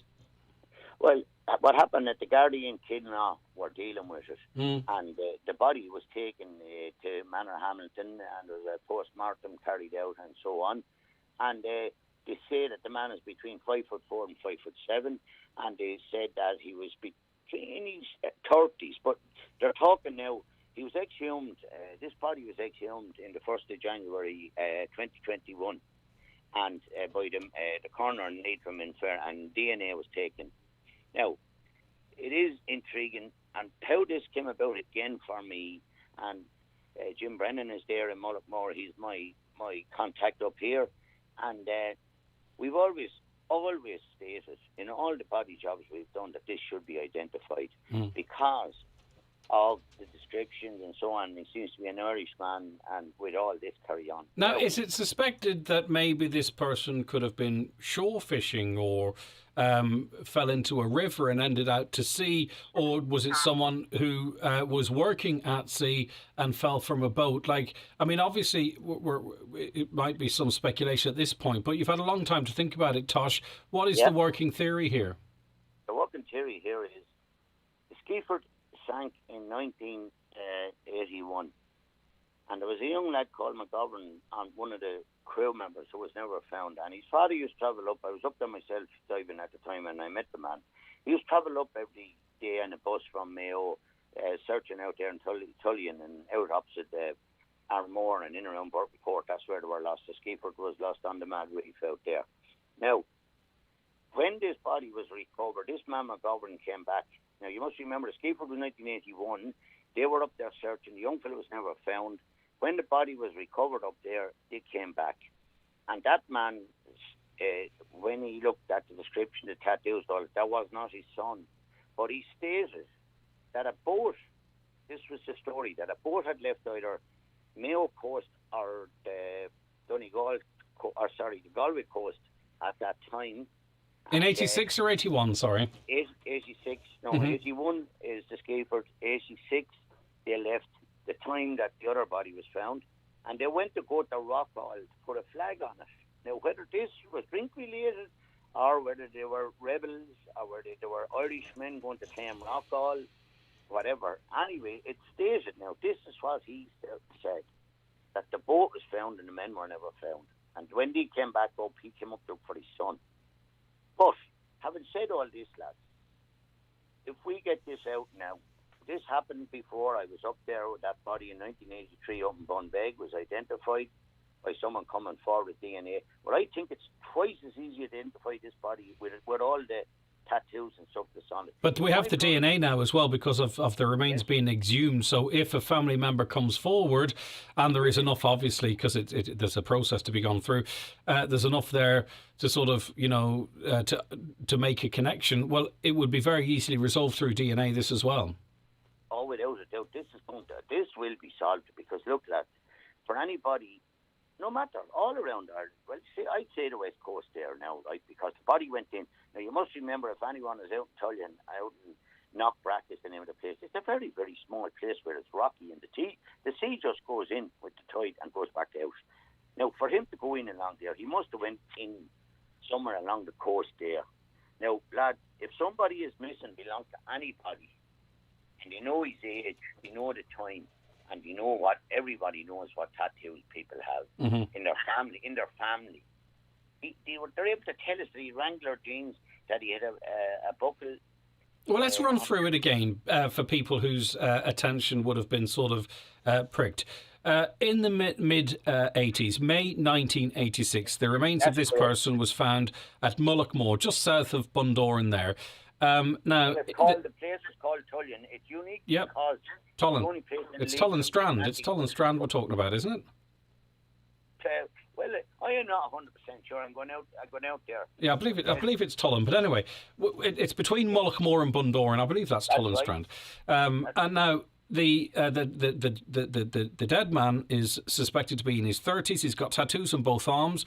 He's got Era, shamrock and cross daggers, Wrangler jeans he was wearing, and a buckle belt in the shape of a dog. Now, that is, and a pair of soft shoes, either JBs or BJs. Yeah, now they should be, that person, someone can't just disappear and no one not miss them. So it's just connecting this story with the right ears. If you look at that, you'd say he's an Irishman. He's not a want-to-be Irishman. He's an Irishman. And then the issue that we're hearing now, that he went to Rockall, well, that's another fella going out to claim Rockall. Maybe they might have got drink at him, they might have got into a boat, they might have took off. But the man said the boat was found and they weren't. Now, I know we could look back at that, but if there's fishermen in the area, it was discussed at the time of the search, after in 1986, when they were searching up around Tullyallen and up near Burtoncourt, when that man came back. But I'm sure there's people around, older people, especially in the fishing fraternity, who remember a boat leaving one of their harbours with two fellas on it, heading out to go to Rockall. Somebody must have it. Now, the information I did have as well, that there was a priest down in Tullan at the time when this was discussed. He was only after coming to Burtonport at the time, but I hear now that that priest is not well. But I do believe there would have been records kept by the priest in his diaries, but the only problem is that was in they said he discussed it in 1986, sorry, yeah. Okay. He might have kept that information that was discussed that day. He might have went back home and wrote it in a diary. And the man might have, this Mr. McGovern from Mayo, a very nice man, I met him after on another search, believe it or not. He had another misfortune there in Cork, and he possibly knows what went on. But and maybe there's even maybe the person went to the same tattoo artist, who's to say? That could be, cross daggers, Shamrock era. Tosh, can I ask you, you're a former Garda Sergeant of the Garda Diving Unit. Why does this case still interest you so? Well, I'm involved with families of missing people, and I know what it's like for families to be dealing with ambiguous loss. In other words, they're not known. Now, there are families out there who would give their last penny to identify their own family member that's missing. Mrs. Boyle is up there in the Rosses, Mrs. Kearns, Mrs. Pender, all those people are there, mothers who are left behind with nobody. And this case, the reason I believe this totally, and Jim Brennan believes, this is a simple case for one person to just come forward. Now, there was a hesitancy in the last one that came forward, and he came forward, and his DNA identified his brother. So this can happen. Can I ask, I don't think it's personal, we're not talking about individuals. No. Where would the hesitancy come from in your experience? Why would people be hesitant? Well, the one thing possible that happens in families as well, there's different things can happen. We might be all happy, and some fella might turn around and say, well, I don't care if he's never found. Now, that would be a thing that might be said, but I do believe there are family members. I don't care whether there's one in a family or 10 in a family. There is one person there who would want that person found. You see, the only thing when I say that is can be conflict in families when the person's going missing over lots and lots of different things. Why he went missing, the reason he went missing, what happened. But someone still is going to be missing this person. Correct. No matter what was the circumstances led to their disappearance. Now, in terms of his remains being exhumed the start of last year, was that off the back of representations you were making, Tosh? Well, there was representation from the guards, but Jim Brennan, my man there in Mullaghmore, would have been very forward in that. And in fairness, the new Garda missing persons section there in Kevin Street in Dublin have pushed forward for a lot to get DNA because DNA now is the big deal. Well, it's a case closed if you match the DNA. That's. Oh, yeah, well, the guards made an appeal there on the 1st of November there in Crime Call over this similar case. The guards from Manor Hamilton. The body is buried in St. Clair Cemetery in Manor Hamilton. It's unidentified. It's sad to walk into a graveyard and see a cross there with nothing on it. Now, I believe that if this can be done right, there'll be an awful lot of people will get an awful lot of satisfaction from the point of view. You walk up to a grave and you say, that's my brother. You're not lying at home, in-house. And please stop using the word closure, because people use the word closure. There's no such thing. But people struggle for a way to describe things, Tosh, and... I know, but I just want to say about closure, there's never closure. No, there isn't. Worry how he was, where he was, what you were doing, how did he get hurt, even afterwards. So use some other words. I only say that. I know people just say that themselves out of happiness. But look, please, let's get this out there. And the media have been very good in the last couple of years with missing persons, because if we get this out and we put it on the social media, the photographs of those tattoos, you'll have seen your brother walking around the house, out the beach, whatever, say, that's so-and-so. Right. He had them then. Listen, Tosh, thanks very much for the time this morning. I appreciate it greatly. And listen, it would be wonderful, albeit in such tragic circumstances, but to get this resolved.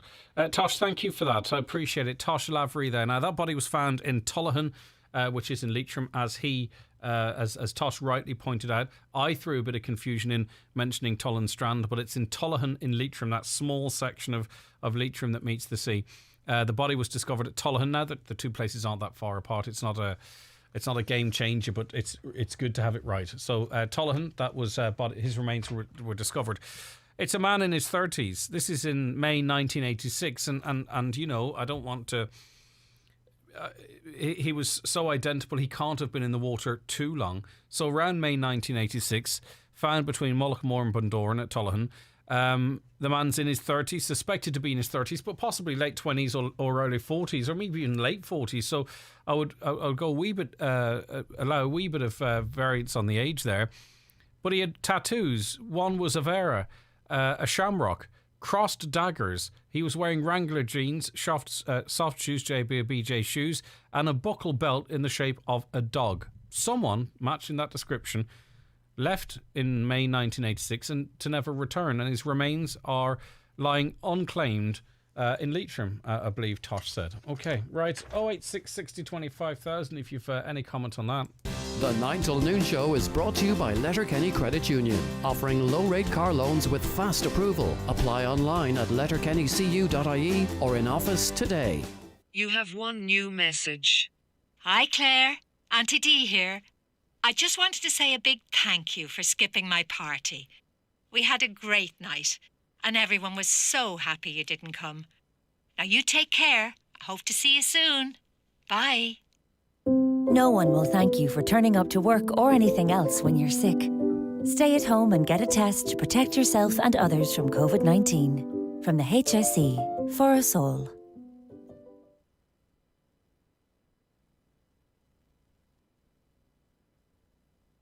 Is your water safe to drink? If your water tastes unpleasant or has a foul smell, it may be a sign that something is in your water. Brothers Tech Donegal provide a complete private well water treatment service using the best water treatment equipment to meet your needs. Or maybe you drilled a new well and the water isn't satisfactory. At Brothers Tech, their expert team will also service existing problematic systems. If you're concerned about the quality of your water, call Brothers Tech on 087 638 7057. The TUI Live Happy sale is here, with thousands of free child places this summer. Splashing, sorted. Savings of up to €250 per booking, plus low booking deposits, and the TUI Holiday Promise for complete peace of mind. Here we come. So relax and get booking. TUI Live Happy. Offer T's and C's apply. Start the new year by treating yourself and availing of the best finance offer available. Driving away in your new car has become even more affordable with 0% finance now available on the all-new Kia Sportage and Kia Ceed range. Call us today to book your test drive on 074 91 345 67 or visit imotors.ie. Worried about having to downsize? A home reversion may help you stay in your home. Find out more at plus.ie or contact Advice First Financial, your local qualified financial advisor at advicefirst.ie. Home Plus, because retirement is for living. Residential Reversions Limited, trading as Home Plus, is regulated by the Central Bank of Ireland. Advice First Financial Limited, trading as Advice First, is regulated by the Central Bank of Ireland. Nutrius XL Yo with Lamb and Nutrius Yo with Lamb Crunch are both formulated to ensure a vigorous lamb and excellent milk yield. Avail of our lambing season offer: 25 kg bags, buy 10 get 1 free, and €10 off per tonne in bulk. Available at your local Homeland store. Offer until March 31st. Visit nutrius.ie for full nutritional information. Highland Radio Time Checks, brought to you by Letterkenny Shopping Centre, the centre of shopping in Donegal. Free parking and shopping all under one roof. Letterkenny Shopping Centre, bringing you the time at 10:33. Hi Greg, do you or your listeners know if the play park up by the Letterkenny Hospital has opened yet? Would like to take the children. Closed the last few times I was up, thank you. Now I don't know the answer to that question, but we have a question into Donegal County Council with a view to getting an answer for you. So hopefully before the end of this programme, if you stay tuned, we'll find out what the situation is there and whether or not we can get it resolved. Another caller says the council closed a road in Drumhalla for a week. No work has been done up until now. A very useful road which I use every day. Wonder what is the time frame for closure. Again, anyone out there know what the story is with that road in Drumhalla? It's used by a listener. They can't use it at the moment, and nothing seems to be being done. Morning, Gregory. Working from home and the introduction of new legislation. Always reminded of Leo Varadkar's comment some years ago, stating that Margaret Thatcher was his political inspiration and hero. I don't think even for a second that he'll favour workers over bosses when it comes to employment rights and conditions. Just on the subject, Martin and John Farron were talking about there. Back in 2006-2007, the DCC Marina put round bales of straw in Malin, Lag and Ludden, or Lag, Malin and Ludden. 2 weeks later, the high tide washed them all out.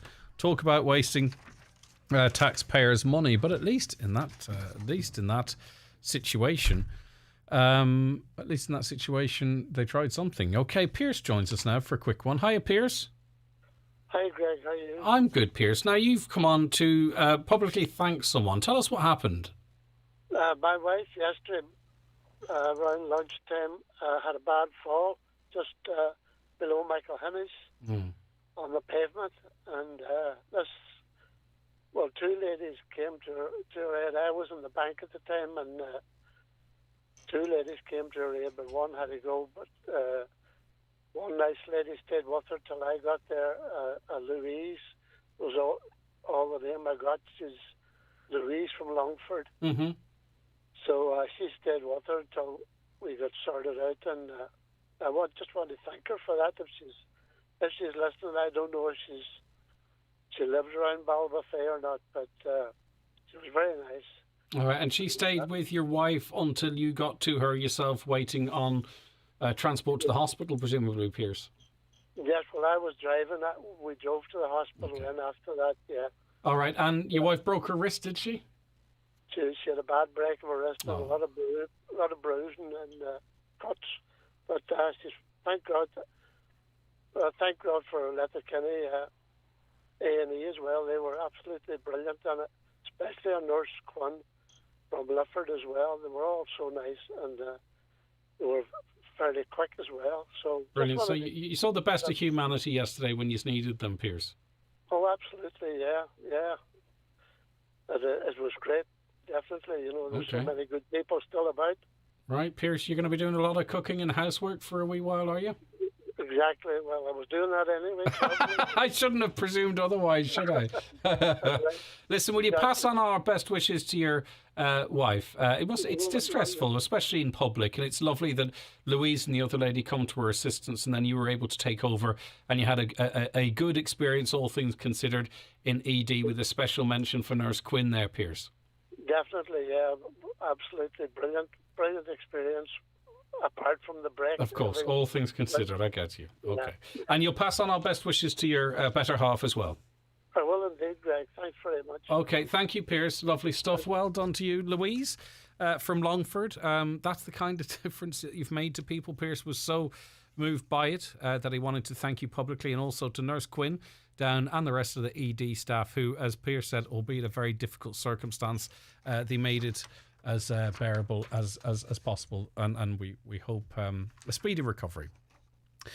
Now, happy 60th birthday to Irene Patterson. From all of your family, Irene, they are Donna, Hazel, Ciara, Leanne, Lisa, Keith and Graham, and your husband John, last but not least. Have a wonderful day. I hope you're treated like the queen that you are, Irene.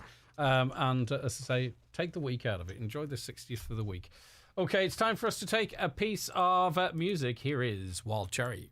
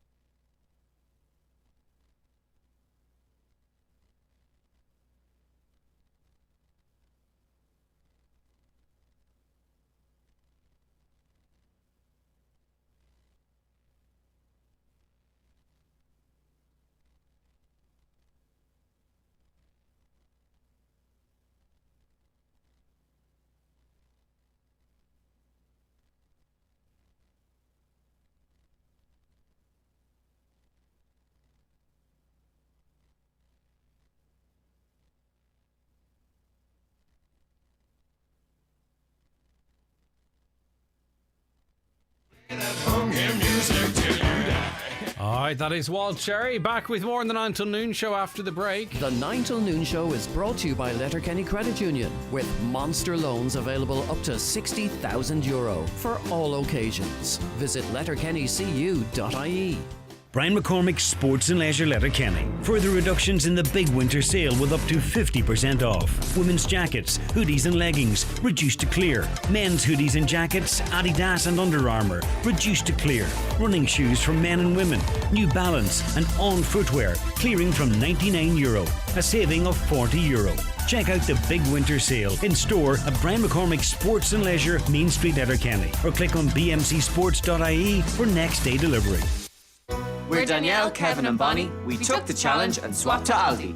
The price difference is insane, like the nappies and stuff. She loves all the baby food, and we feel like, we don't even need to read, like, say, the ingredients on the back of the baby food anymore. The quality is just incredible. I was terrible at saving money, but now I'm great. We actually probably would have saved more. The middle aisle didn't exist. Yeah, but it's so much fun. Aldi, the home sweet home of swap and save. For further information, see aldi.ie. Backstage Bar and Grill is open for breakfast, lunch and dinner 7 days a week. If you are looking for a healthy option this January, we have a great selection of delicious salads, sandwiches and more. We also have a tasty vegan menu. Call Century Complex on 07491 21976 to book your table. For a huge selection of furniture, all at one showroom, pull into Grove Furnishings in Letterkenny. Sofas, beds, wardrobes, tables and chairs.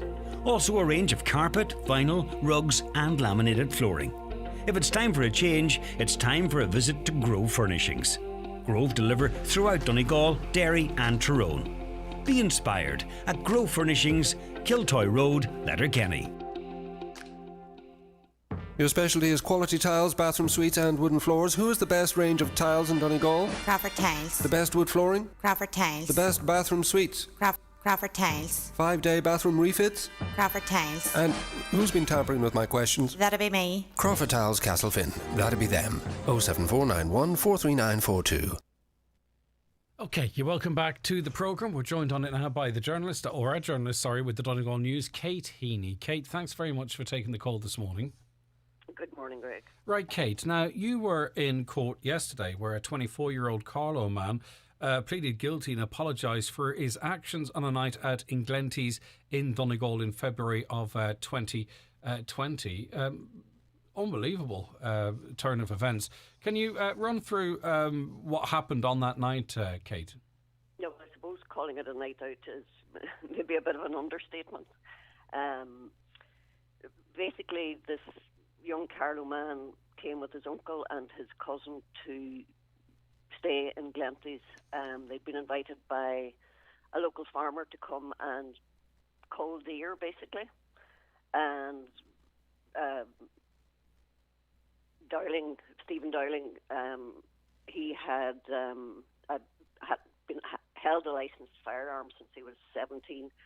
And the gun that he brought with him was a very high caliber Remington gun with huge velocity in the bullets.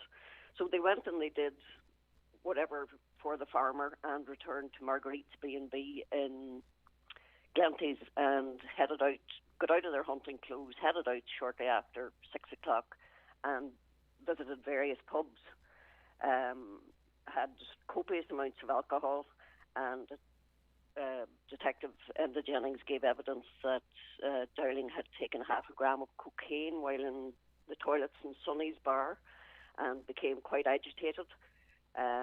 They were refused alcohol in Highlands Hotel at a later stage. Sonny's ejected them and eventually went back to their B&B just before midnight. But Dowling changed back into his hunting clothes and he was spotted on CCTV emerging from Marguerite's wearing his hunting clothes, carrying his rifle and a large hunting knife. So he then basically went on what his counsel described as a Wild West rampage in Glenties. He fired up to 9 rounds, 2 of which penetrated the patrol car.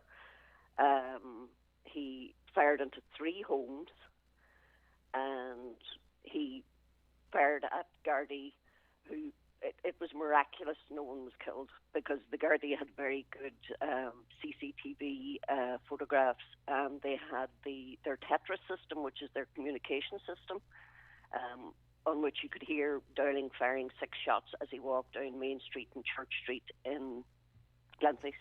It was extraordinary, to say the least. And a very difficult policing operation, because obviously the first Gardaí on scene would be unarmed, and they're dealing with a person here. They don't know what his motivation is. They don't know what he's capable of. He's, as you say, carrying a very high-powered weapon, armed support some distance away. As I say, a very difficult a situation for unarmed Gardaí to deal with. How did they try and manage the situation, Kate? Well, they handled it extremely well, in as much as they had a patrol car trying to lead Dowling out Mill Road away from the town, and there was a patrol car behind. Initially, Gardaí thought it was a shotgun, therefore its range was limited to an extent. But when Armed Response Unit detectives Jennings and Darren Carter arrived on the scene, Detective Jennings knew immediately when he heard the shot that the rifle had a much wider range than they initially thought. So they got behind the marked and unmarked patrol cars to get out of range. But I mean, it actually penetrated the cars when he fired at them. And at what point then, or how did they manage to take him into custody, disarm him? Detectives Jennings and Carter basically got on either side of him, but maintained radio silence, which left both of them in the dark, so he wouldn't hear them coming. He had the rifle over his shoulder, and he was shouted at to put his hands up. And at one stage, Detective Jennings thought Dowling was reaching up to grab the rifle, and he actually had his finger on the trigger of his pistol, ready to shoot Dowling, because he thought Dowling was going to shoot Carter. And it was incredibly tense, but they eventually managed to get him to the ground. And at that stage, Dowling said, "Oh, it wasn't me, it was Brian."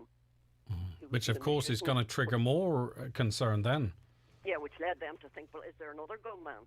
But as it transpired, there wasn't, so he was eventually arrested and taken to Ballyshannon. And very lucky to make it out of it alive himself. Other than... Well, he did thank... Yeah. In court yesterday, he did thank the Gardaí that they did not shoot him. And, I mean, that's how close it was. Other than the conversation as it relates to how much drink was taken, the fact that drugs were taken, was there any other explanation or defence of the actions given? No, it was described by Dowling's own counsel as an act of lunacy. You know, there was neither rhyme nor reason. Alcohol and cocaine fueled. Yeah. And in terms of what he pleaded guilty to and the range of sentence available to the judge, particularly to the latter point there, sentencing is next week, I believe. Do we know, you know, what range of options are open to the judge? Yeah, that was briefly discussed before Judge Aylmer yesterday. And for the first 5 counts, there could be a maximum of life. And a minimum of 10 years, 5 years to 10 years for the criminal damage. But Colin Smith, Dowling's counsel, did make the point that while this young man was on bail back in Carlow, he saved the life of a child. The child was attacked by a pit bull terrier, and Dowling jumped over the garden wall to his own detriment, saved the child, and the child was actually had to be flown to Temple Street Hospital. Dowling has no previous convictions. As they said, an act of lunacy. Right. And those who were affected by it on the night, did they speak in court, and what did they have to say? Yeah, there were quite a number of victim impact statements, and I mean, from the Armed Response Unit, the other unarmed Gardaí who were involved, and the civilians there were 3 homes hit by Dowling with his rifle. They were all traumatised. Certainly the Gardaí all have suffered post-traumatic stress disorder and have gone to counselling. What very much came out of it was how much a Garda actually goes out and puts his life on the line to protect the community. Yeah, okay. Listen, Kate, thank you for that. And people can read the full article in the next edition of the Donegal News as well. There's Tomorrow morning. Yeah. Tomorrow morning. There's much more detail, and you can read Kate's piece in the Donegal News. Grab yourself a copy tomorrow morning. We've only touched on some elements of the case. Kate, thank you very much for that. Not at all. Okay, take care. As I say, just to reiterate, in the Donegal News tomorrow, you can read Kate's full article.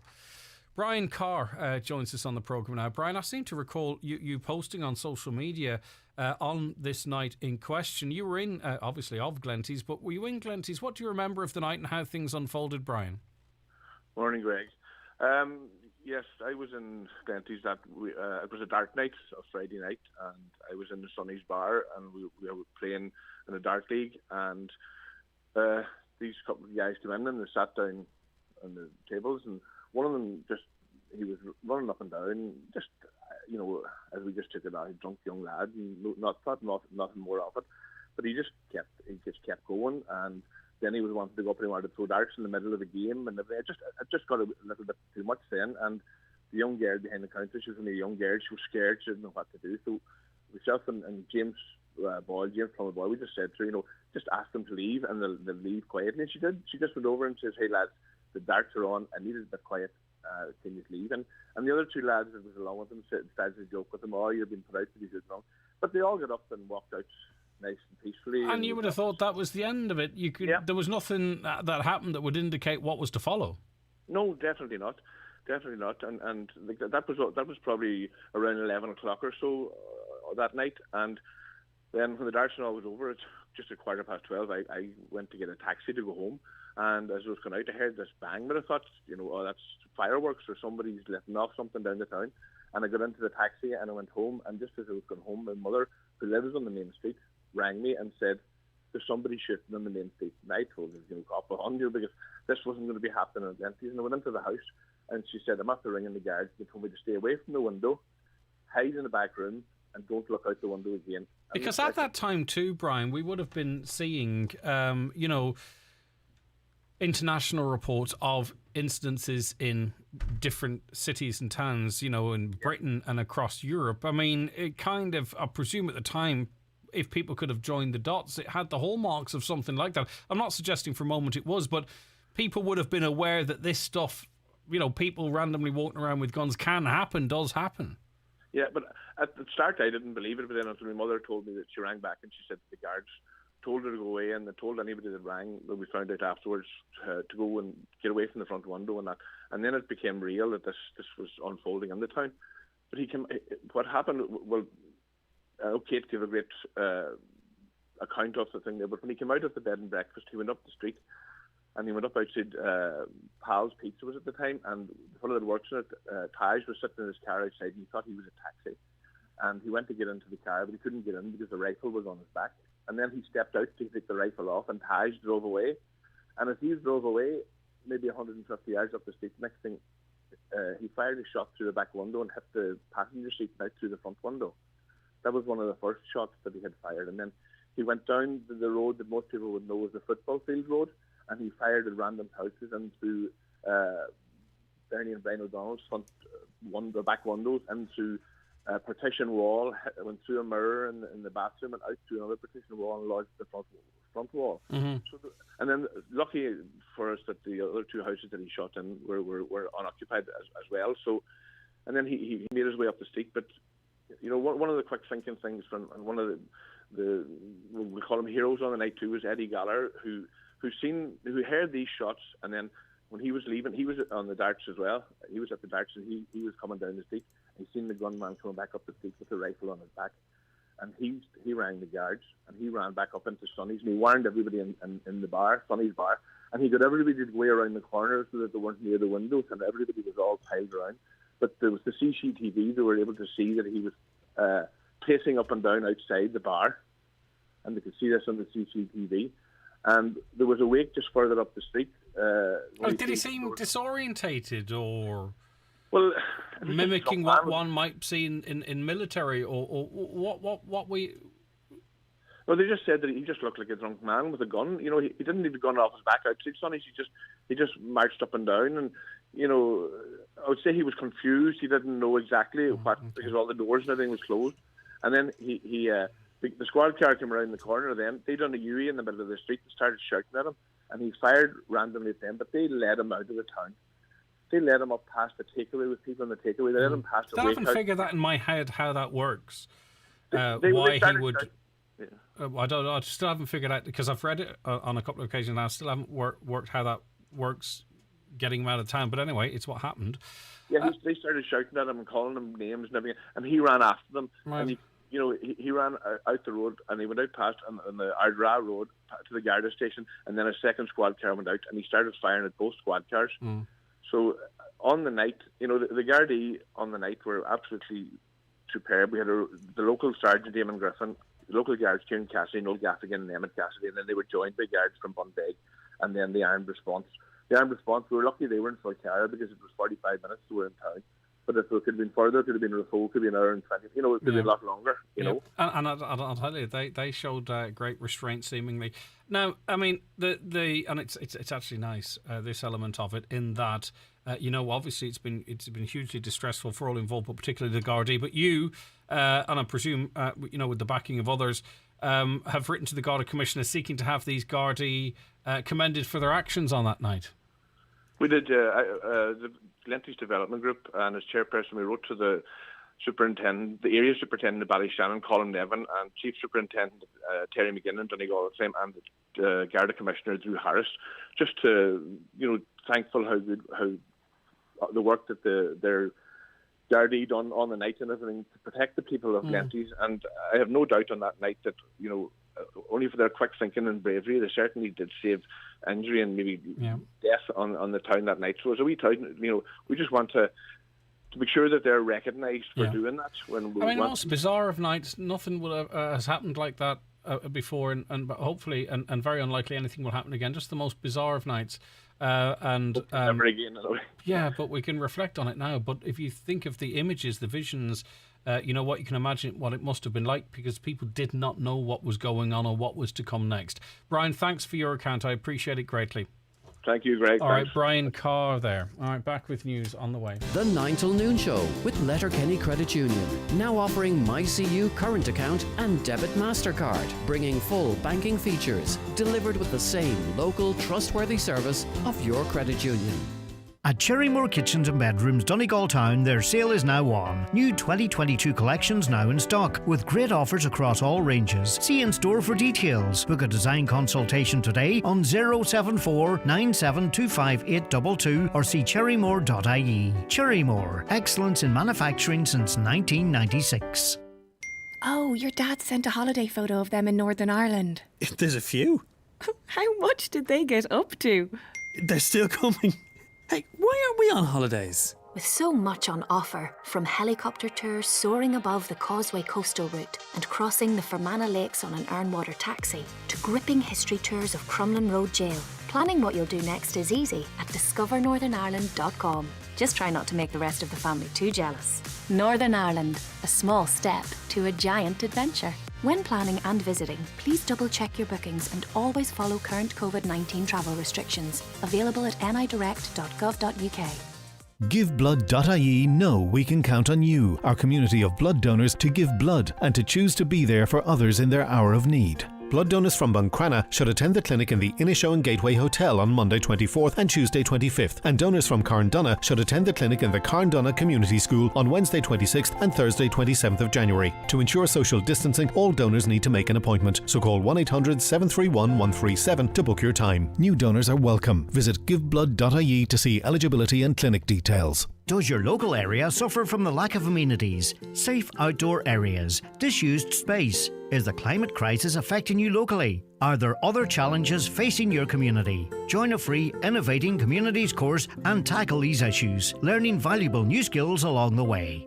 It's time to design think outside the box. Contact Simon from DLDC to start solving your community's challenges today. Call 086 10 20 281 or innovating.ie to find out more.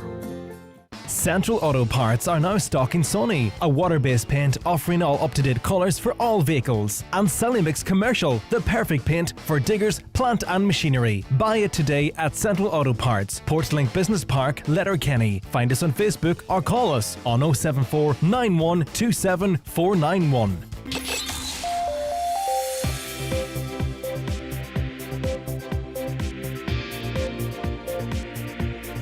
Stay tuned for the final hour of the show. We've got your calls coming into us, your comments, and much more besides. But at 11:11, it's time for a news update. And it's over to Catherine Gaffney. Thanks, Greg. Good morning. Housing prices and rent inflation are crippling an entire generation of people, according to the Labour Party. It's putting forward a motion in the Dáil today on the cost of living. There could be a shortage of 1,600 GPs by the end of the decade. The Irish College of GPs has warned a fifth of doctors are due to retire within the next 5 years. COVID passports will no longer be necessary in pubs, restaurants and cinemas in Northern Ireland from lunchtime. A series of restrictions are being lifted at midday, which will also see the reopening of nightclubs where COVID certs are still required. There's a fresh appeal for information over a body that washed up in a northwest beach in the mid-80s. The body of a man was found in Tullan and Ciaran near Bundoran in 1986. However, despite the best efforts by Gardaí, the man has not yet been identified. There's a warning of a very difficult summer if farmers' concerns around public access and hill walking are not addressed. There's been a big increase in the number of people accessing local hills. However, this in turn has led to a jump in the number of farmers making complaints. And funding is available for a number of heritage projects in Donegal, with the Heritage Council inviting applications to its community grant scheme. The aim of the scheme is to support capital projects that improve access and inclusion to heritage sites. That's it for now. We're back with a further update for you at 12 noon. OK, Catherine, back with more after the break.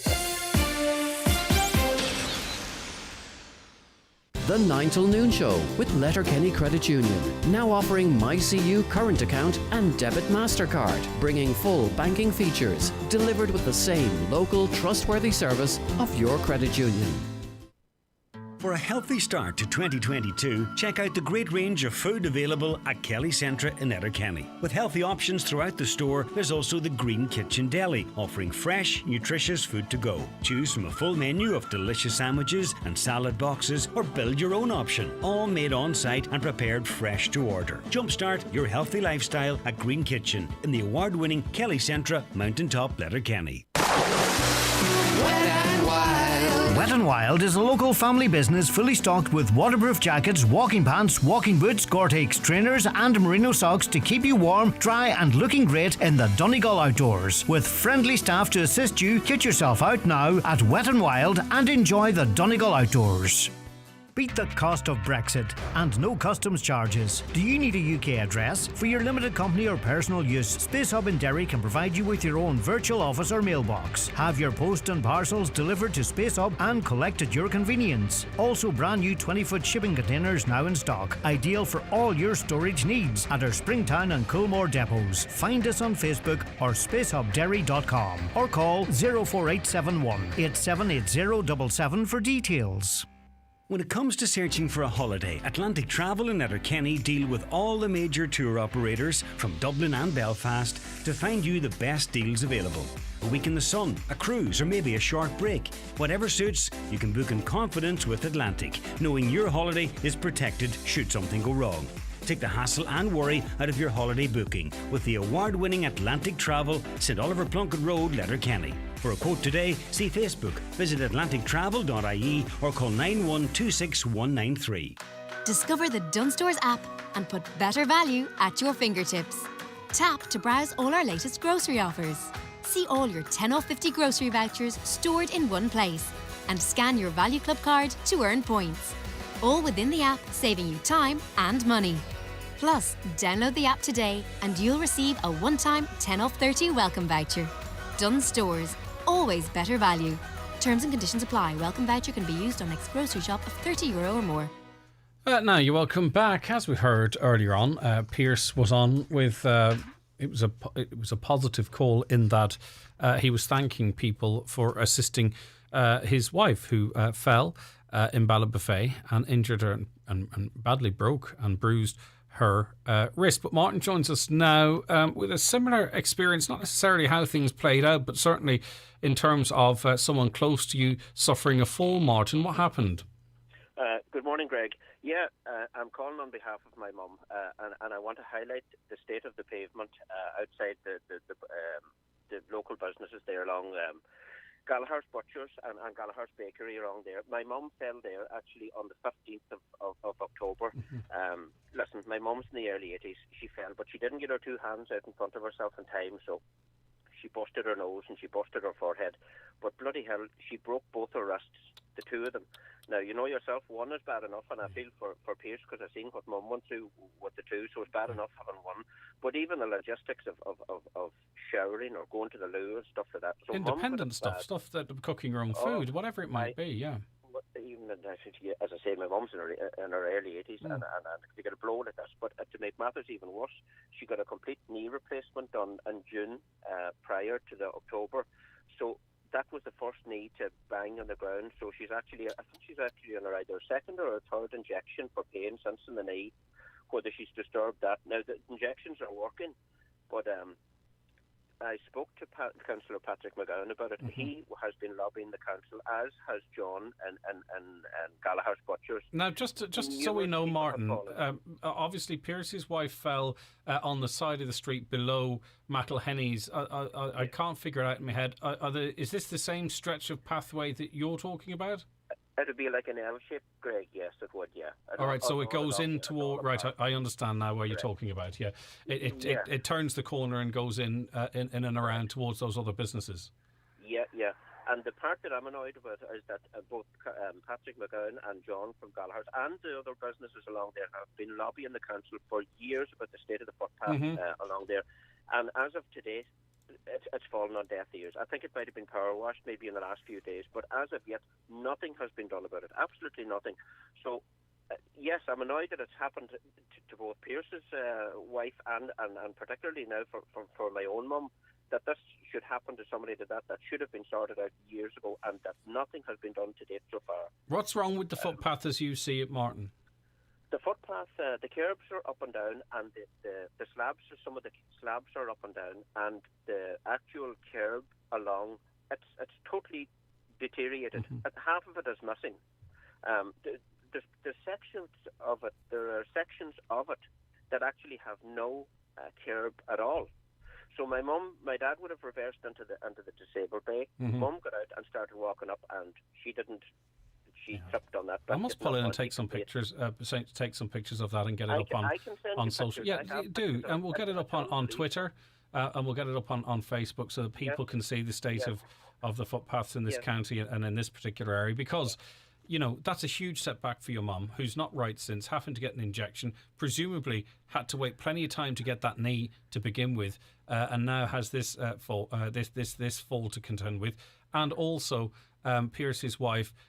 You know, when the dust settles, and you know the positive experience of the community, you know, people around them coming to their aid, the pain will be there, the experience will be there, and you know it's something they have to deal with.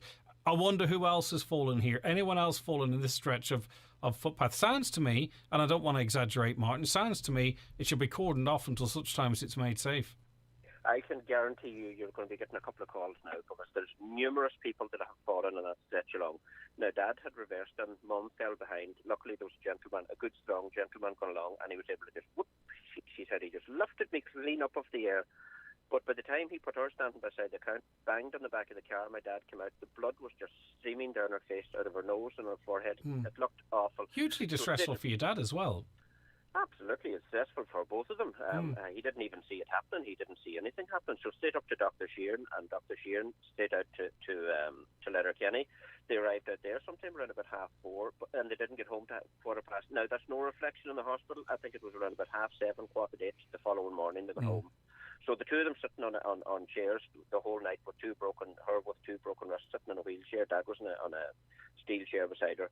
But no, I'm fuming with the Donegal County Council. Actually, that should have been started a long time. And to think that it's still the same today, Greg, it's a bloody disgrace. I mean, obviously we're talking about it. But also, which is important, but pictures paint 1,000 words. So get those pictures into us, Martin, whether you send them to me personally or whichever. She looked like she had two black eyes and a busted nose and a forehead. She looked a little bit like a panda, with the two big black eyes. But I shouldn't be laughing. I'm not laughing at it. I know you kind of have to look at the wee bit of the. And how is she now in terms of obviously the injections in the knee? I mean, she nervous out walking now, or how are her wrists, or what's the story? She never had a stick. She has a stick with her now, walking for her own bounds. I called her to say that it was going on. She is actually currently in physio at the moment as we speak in St. Joseph's. She says, I'm probably going to miss you on, but she says, I'll probably listen back to it, but she says, that's good. But that's where his mum is at this very second in physio and for a day now in St. Joseph's. Rosemary on Facebook says, I saw an elderly lady falling there last week. So we've got Pierce's wife, was it yesterday? Rosemary talking of an elderly lady falling there last week. And we've got your mum, who fell there. Did you say October, Martin? October the 15th, Mum fell. Great, okay. Yeah. I'll talk to Caroline and I'll send you some pictures so that please do. The pictures will paint 1,000 words. But believe me, as soon as you see it, you're going to say that's a bloody disgrace. And yes, maybe it should be cordoned off. Greg. If people are falling. If people are falling on a regular occasion, and particularly it would seem, and this is no slight on older people, some of them could outrun me, don't get me wrong, but if it's particularly our older generation, it has a much bigger impact perhaps in recovery time as well. Thank God your mum got her hands out to break the fall to some extent, Martin, although it broke her wrist to protect her face in some way, because the older we get, and when I say the older we get, I'm on about from like 20 onwards, the less graceful we are when we fall. Yeah. Well, I know that. No. You'll see the pictures, Greg, and believe me, be in for a surprise now when you see them. There's no doubt about it. Because that area is earmarked, I think, for a significant development to change that area into, a more improved outdoor space. If we're talking about the same area, I believe we are. Also, let's talk about the butchers and other businesses. These are ratepayers, okay, who I think could rightfully expect safe and proper access to their businesses for clients of all age groups. And they don't seem to be getting that at the moment because are people going to avoid it, if they're not unsteady on the feet. I don't want to generalise, as I say, Martin, because there's people much older than me, much better than I am in terms of, stability and stuff. But if I were a business owner in that area, I'd say, well, where's my rate money going here? Can we fix this footpath, please? How many more people have to fall over? Yeah, and to think that it's been going on for years, and John out of Gallagher's Butchers there, he's a gentleman, he has been lobbying and pestering the council since for years, and nothing has been done about it. Absolutely nothing has been done. But hey, listen, it's great. At least we're chatting about it here today. But as of today, absolutely nothing has been done ever with the state of the footpath or the curbs along that stretch, and people are continuing to fall on a regular basis there. There's no doubt about it. Well, we've got two. We've got one last week, and we've got one this week. Those are the two we've heard of so far. We've got your mum in October, who's in physio at the moment. Yeah, October, November, December, January. 3 months later, she's in physio at the moment over the head of that. I'm sure she would prefer to be sitting at home listening to the 9 till noon show, Martin. Absolutely. Well, I'm going to send you a picture that I took of Mum's hand last week, and you'll see the bulge coming out on the left hand on the left side.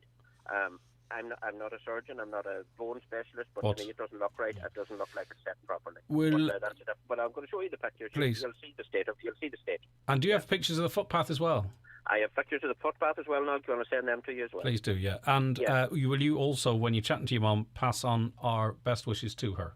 Oh, well, thanks very much. And she can watch it back on Facebook or listen on the website, whichever she prefers. If she wants to, she might be sick listening to you, Martin. I don't know what the situation is. No. I'm her blue-eyed. I was going to say you're the apple of her eye, aren't you? I can tell. Listen, but it's a serious matter, but we have to have a little bit of lightheartedness to everything. But pass on our best wishes and leave it with us. We're going to send those pictures. Let us get it out there. All right, good man, Martin. And as I say, genuinely pass on best wishes to Mum. Thanks very much, and Dad as well. All right, take care of yourself. Thank you. Right, let's catch up on a quick break and rejoin us. Any more incidences on that stretch of footpath in Ballybofey? Get them into us, please. The 9 till noon show is brought to you by Letterkenny Credit Union, offering low-rate car loans with fast approval. Apply online at letterkennycu.ie or in office today. Hey you. You're going to be brilliant today.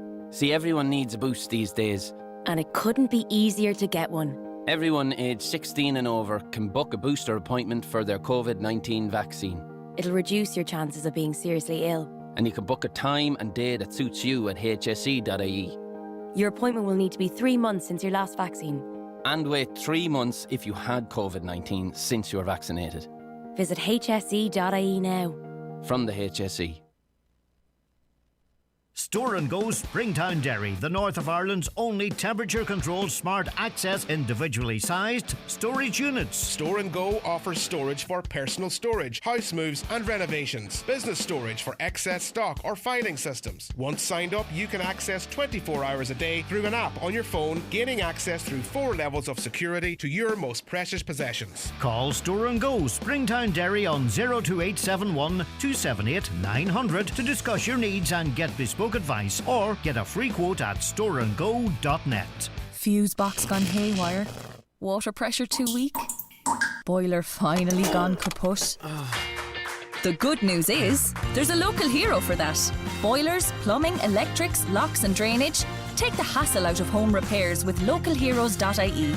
Our online service connects you with trusted tradespeople in your area, and all work comes with a 12-month guarantee, backed by Bord Gosh Energy. Get a quote in minutes at localheroes.ie. Terms and conditions apply. We are chartered physiotherapists. We are open and treating patients with long COVID. Whether it's fatigue, joint and muscle pain or breathlessness, remember you can ask the physio. Think of us as your body's frontline service. Visit askthephysio.ie/long COVID to find out how we can help. Ireland's best-selling car of 2021 is the Hyundai Tucson. And now the all-electric Ioniq 5 has proven itself with a host of awards. Ioniq 5 was named German Car of the Year, Auto Express Car of the Year, and European Car of the Year finalist. Your local dealer is Divers Hyundai, Canal Road, Letterkenny. Call 9122 600. Highland Radio Time Checks, brought to you by Letterkenny Shopping Centre, the centre of shopping in Donegal. Free parking and shopping all under one roof. Letterkenny Shopping Centre, bringing you the time at... The time's 18 minutes past 11. Does the person responsible for that situation in Glenties still have guns? Will he be banned from ever owning or having a gun ever again? I would imagine so. Hi Greg, I'm still traumatised after reading that story from Glenties. Being an animal lover, I'm heartbroken for the poor gentle innocent deer who was shot. It must be a miracle no one was shot. He should be receive a heavy sentence. No excuse for that behaviour. It's an horrific story. God help everyone affected by this. Thanks, Kate. Well, Kate, there's two things going on there. Firstly, the legal culling of deer. That's one thing. And then the actions that happened later in the evening is a separate thing altogether, though connected. But you get where I'm coming from. Right, Catherine, how are you getting on? Good morning to you. Good. Hey, good morning to you too, Greg. Right, we started off the show, or very close to it, talking about people accessing land. What's your experience, Catherine? Okay, so I would be out many hours every month taking photographs for my website, We Love Donegal, and so I'm all over Donegal for years. And what shocked me the other day when I was out and about was there was a certain place in Donegal. I've already got pictures of it, but I just wanted to go and see because I'd heard about it being closed off. Went to have a look, and there's a couple of big signs saying "Do not enter," private property, that sort of thing. But what I noticed was that the one of the wooden, what do you call those things? Slats or something across the gateway. Oh yes, it's why did you do that? I know what you're on about. Yeah, it'll come to me. Yeah. But anyway, we need your farmer back on to tell us this.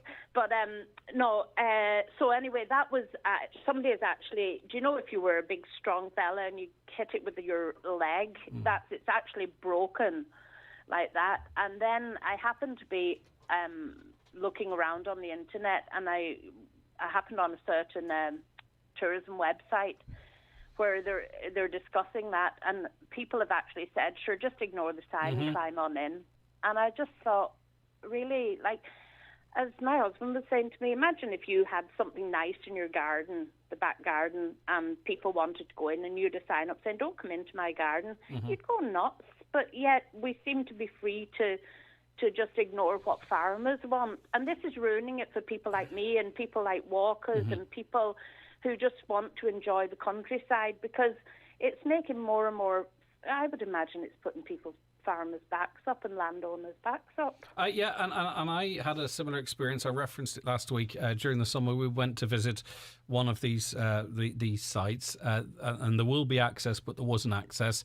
And the signs were up, and I obviously respected them and turned and went the other way. But I did exactly what you did. I went on to, it was actually, I think, Google reviews, and the first top 5 or 6 comments are, they can't stop you, go on in, or you hop that fence and then you follow around there. It was telling people how to circumvent or to ignore the signs, exactly like what you're talking about, Catherine. I absolutely know. That reminds me, I know exactly what you're talking about, obviously, because I was listening to the radio the other day, but I went to take pictures of that, thinking, and there is a sign there at the metal gate saying "Do not enter." It's the arch. So let's be grown up about it. It's the arch. Great. But, and I was, Greg, if you just knew me, if I wanted to get a picture of something, I'm just dying to get that picture. I really wanted it, and I was standing there and I thought, no, I just can't. I can't go on the land, and that's it. But then, the same as you, I did see it on that particular site saying, sure, just climb over. But, like, people put up, the man on earlier was saying about signs saying bulls in fields and all this sort of thing. But I was talking to somebody at another site there last week, and the farmer had put up a sign saying, beware bull, and then I happened to ask somebody local, I said, is there a bull in the field? And he said, no, I'll tell you what it is. What happened was, this is the craziest thing you've ever heard. Somebody went to go to this site that you have to cross over a farmer's land to get to. And there was a cow having calved. And she went up to try and pick up the calf and pet the calf. And guess what happened? The cow attacked her. Naturally. Now, luckily, this woman didn't sue. She wasn't interested in suing, but he put it up just to kind of... This is the kind of thing that happens. Yeah, exactly. Because, and as far as letting dogs off, I mean, every year you have people on with the wee lambs being killed or sheep giving birth early and the lambs dying because they're letting the dogs off, Now, so, Catherine, you're out and about. You're out photographing, okay? You know all the hot spots, and it's the We Love Donegal Facebook page and website, isn't it? And there's some brilliant photos on it. But do you feel very restricted in, do you find that you can still enjoy the outdoors but respect landowners? You know what I mean? Like, do you feel that your rights are encroached in some form or other? Absolutely not, because the first right is to the owner of the land. I have never gone onto land that says don't go onto it. I mean, the murder hole in Downings, sure, where people... What happens, I think, too, is we get hot spots like the murder hole, Pollen Arch, Largy Falls. We get hot spots, and then the world and his wife want to go and visit it, and they trek over land and in through things, thinking it's their right, and it's not your right. And also, there could be dangers there. I haven't been to the murder hole that I can remember, but I think that some of the access in people were using was actually quite dangerous, and people have nearly killed themselves, doing that, which is ridiculous. And it's the same too in other places that people get trapped by tides. They fall on rocks if it's sea-based. And of course, all the while parking up and down roads, which is understandable. And I think to some extent we were all that soldier during the lockdown. When we were actually allowed outside our 205k, and we said, right, let's explore our own county. We were starting, many of us who aren't, as great explorers as you are, Catherine, were starting to come across this kind of stuff for the first time, and I think that's when it really came into my notice that, it can be really inconvenient for people that live in a local area, for the landowners. Totally. Fences being bent and destroyed with everyone hopping over it and stuff, But that's why from the very beginning now, when I first saw that, when I saw that first photograph of the waterfall, the not-so-hidden waterfall, I honestly thought it was computer-generated. It was such a good photograph. And then I discovered it was in Donegal, and of course nothing would stop me till I could find this place. This was before the rush went, and I remember saying at the time, I just strongly advise people not to go there because it's extremely dangerous. When you see people walking up in runners, right, across the rocks, for example, no protection for the ankles or anything, you know what's going to happen next. I met people in flip-flops. Well, listen, I didn't have any shoes that day. Leave it out, Catherine. But I mean, like, when I'm out and about much knolls, I'm not very fond of them. I wear these big hiking boots because I love taking photographs of old graveyards and things like that. And if you go around, I don't know if you're as familiar with old graveyards as me, but they're always full of holes where rabbits or where graves are sinking. And I have to wear hiking boots because to protect my ankles. What's your favourite spot, Catherine? Oh, God, so many. Oh, one of them then, so we won't pin you Do you to know where another I one. absolutely love, and it's not even considered a beauty spot, I don't think, the top of Mina Roy. I think the view back down from there is just, the sky and everything is beautiful. And every time you go up there, you probably get a different picture because nature has a way of painting its own canvas, doesn't it? Yeah, it's beautiful. I mean, it is stunning. But it's as I say, that said, not a beauty spot. We were going over there one morning at 7 a.m, and as you know, up there, you wouldn't expect to meet traffic. So at the very top, you're familiar with it, yeah. At the very top where it kind of veers round to your right. So we came round the corner and there's a tourist bus taking up most of the road, a giant big one. So what is a tourist bus at 7 a.m? We looked over to the right and, where the cotton turf over there. And there was a crowd of Italian tourists taking pictures of turf stacks. Well, I suppose at 7 a.m. They probably, when we're over in Italy, they're wondering what are they taking a picture of my waste bin for or something. Yeah, but I mean, as regards to the problem, I don't know if there's any fixing it. I mean, it just comes down to people respecting people's But as I said land. earlier on, Catherine, it's like it's like a lot of the topics that we talk about here, and I gave the example of dog poo. Most dog owners pick up their dog's poo and take it home with them, but there's a few that don't. It's the same as cyclists. Most cyclists and most motorists respect cyclists, and most cyclists don't drive in the middle of the road in groups of 5. The usual stuff. It's some that do, and then we have this conversation as if it's everyone, and it happens time and time again, and all it takes is the few that are going, I can go wherever I like, I'm free to do whatever I want, to have a bit of respect. So actually, really, you can't, because that field you're walking across is someone's livelihood, it's someone's property. They'd probably... But my point being is it just, we just have to get maybe the minority to think the way the majority does on this matter, not everything, on this matter. I think as regards the places, with signs up saying do not enter and things, as you pointed out there are so many places in Donegal. I mean, there's just endless. You don't need to go to the places where it says don't enter. There is another thing which I don't want to brush over either, because people might be screaming at the radio. We do have to sort out access and rights of way and stuff in this county, because there's a lot of stuff that, things are changing now. Maybe we're more litigious or whatever, and people believe they have a right of way. And then we try and establish that. And then it's like, well, it's quite confusing and there's a standoff or whatever it might be. If we are going to be using our outdoors more and we're going to have more visitors doing it, that's an element that we need to sort out as well. So it takes a bit of pressure off the adventurer and also the landowner, so we know what the crack is in certain places. But here's the thing about that then, Greg. If it comes down to something as simple, if there's a fence up and a gate shut, don't go in. Go somewhere else and look. You've no fences up and gates up to go on our beaches or to go hill walking in a lot of places. You can walk when we went to that, where Thingy lived. God, you're going to have to be more specific than that. Cottage. Right, okay, yeah. I know. 5 hours, Greg, I swear to God, I nearly died. But there was no fences up the whole way. And it is a lot of sort of bog land and stuff like that. But I'm just saying, look, if you're in any doubt and there's a fence closed off, don't go in, because especially at this time of year where there could be young in the field like sheep or calves or just don't go and go somewhere else. There's no panic. There's so many places. All right, and give if us all one more place. Go on while you're on. Where do I think is beautiful? I'll always love Fintra Beach. Fintra. Yeah. Yeah, it's beautiful. The drive down to there is, I saw a picture of that on Flickr years before I'd ever been there.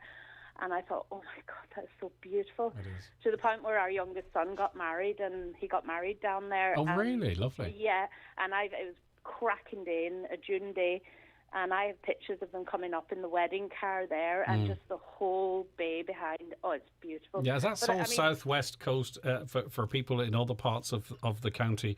It's a beautiful drive. You know, if you are able just to meander around, just the whole way round, it's beautiful. But the thing about Donegal, Greg, is that I've been taking pictures now for about at least 15 years, probably longer, of Donegal, and I still can find places I've never been. So there's so much to see, and what we tend to do is just now, our car, we aren't driving a limousine. Our car, if we see a side road, we tend to go off it and see, oh, let's see what's up here. But you probably need a stronger car to do these things. But that's how we find things. And you don't need to rush to the latest hot spot. You know, maybe you'll find a hot spot if you just explore. Yes, and sometimes the journey is more rewarding than the destination as well. If you look around you and take your time. And not only that, you meet such interesting people. I know I sound like a right graveyard lurker, but I have met more interesting people in graveyards than...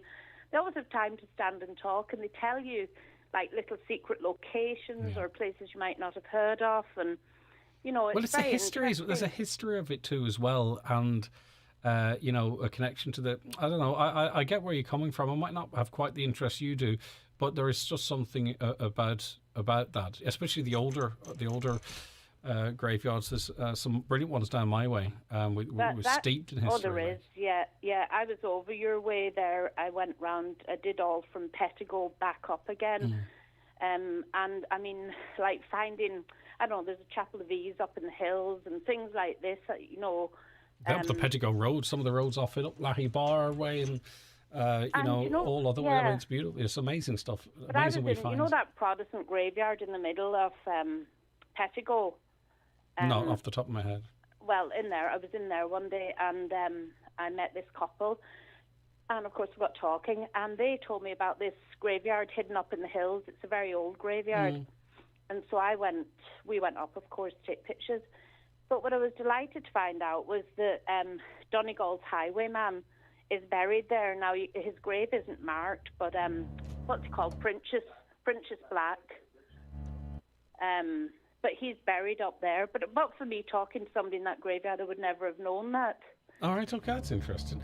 Listen, but anyway, people, Catherine, we've kind of wondered, in a conversation like you might on your feet. Someone's drilling in this building. I don't know what's going on, some racket. Anyway, Catherine, listen, it's been lovely speaking to you. Thanks for the tips. And you can check out your Facebook and website. It is... The website is welovedonegal.com.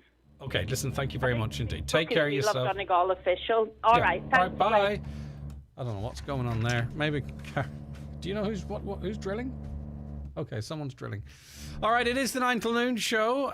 We'll be back with more after this break. Stay where you are. The 9 till noon show is brought to you by Letterkenny Credit Union, with monster loans available up to €60,000 for all occasions. Visit letterkennycu.ie.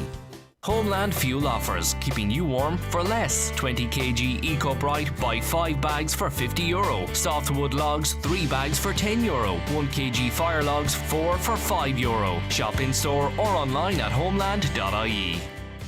At Cherrymore Kitchens and Bedrooms, Donegal Town, their sale is now on. New 2022 collections now in stock, with great offers across all ranges. See in store for details. Book a design consultation today on 074 9725822 or see cherrymore.ie. Cherrymore, excellence in manufacturing since 1996.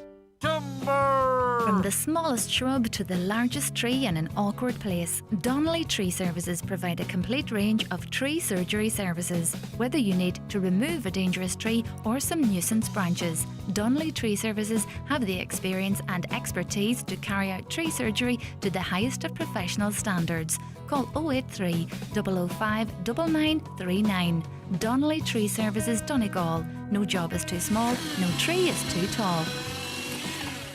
Is your current car ready for change? If so, now is a good time to visit DMG Motors Donegal Town. Choose from their Skoda range including the Fabia, Scala, Superb, Karoq, Kodiaq, Kamiq, Octavia and the all-new electric Enyaq. Now available for delivery. All fitted with the latest technology, Skoda Connect, with a whole new range of simply clever features. DMG Motors have made buying a new car affordable with finance available on all new vehicles. Test drive the new Skoda today. Call 97213996. Skoda, made for Donegal. If your child is aged 5 to 11, you can now register for their free COVID-19 vaccine. COVID-19 usually causes mild to moderate illness in this age group, but it can cause more severe illness. All vaccines used in Ireland are tested before they're approved by the European Medicines Agency. To find out more or to register, go to hsc.ie or call HSE Live on 1800 700 700 from the HSC. Okay, now whether we like it or not, a lot of young people, boys and girls, by the way, probably learn about the birds and the bees from the internet, from porn sites or sites that host porn, including the likes of Twitter. It's one of the biggest pornographic cesspits there is out there. Maybe a lot of parents don't realise it, but it is. And, you know, this is obviously going to give them a distorted view of, you know, what intimacy looks like, what a relationship may look like, and some of the themes as well. Free from for adults, I don't get it. Some of the stuff that seems incredibly popular if you look at some of the reports that are published. But anyway, Alex Cooney, CEO of CyberSafe Kids, and joins us. Hi, Alex. Thanks for taking the time to speak to us today. Good morning. How are you? I'm not too bad. Right. Do we have any studies or anything to lean on that gives us an idea of, you know, younger people's interaction with pornography and the impact that has on them? Yeah, so there was a study back in 2016 carried out by the NSPCC in the UK, which highlighted children's access to porn. So it was focused on children aged 11 to 16, and it was about 1,000 responses to surveys.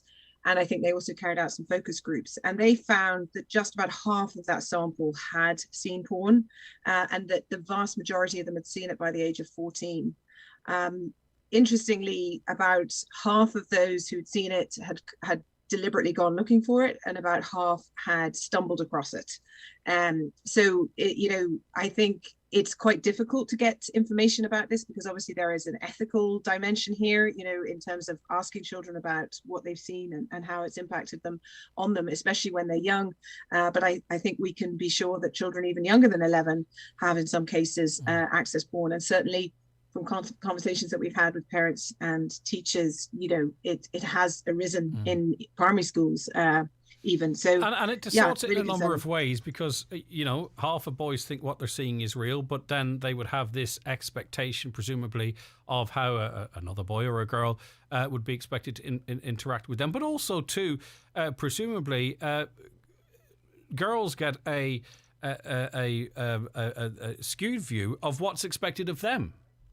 Yeah, it really is distorting distorted view. Reality. That's exactly the word I was looking for. It's a distortion of the reality, and it's absolutely not where we want children to be learning about, you know, what's healthy relationships or sex and sexuality. We need that information to come from informed sources. You know, we can't entirely remove the possibility that they're going to come across this content online, unfortunately, because it's all too easy to access.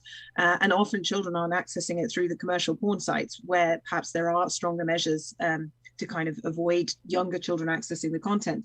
As you said, you know, places like Twitter or you know, a simple search. I mistyped something into Twitter.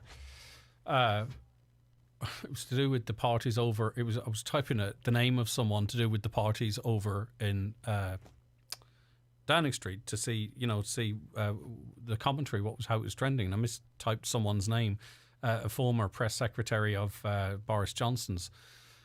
And what I was met with, you know, even I recoiled, you know, and that's on Twitter, the great curator of morals and what have you. Yeah, and I mean, just the ease of access to this content is just too great. And So all of these companies will yes, have. Alex. Sorry, continue. Sorry, I thought you were finished there. I was going to say all these companies will have community standards in place, outlining exactly the kind of content and language that they tolerate on their platforms.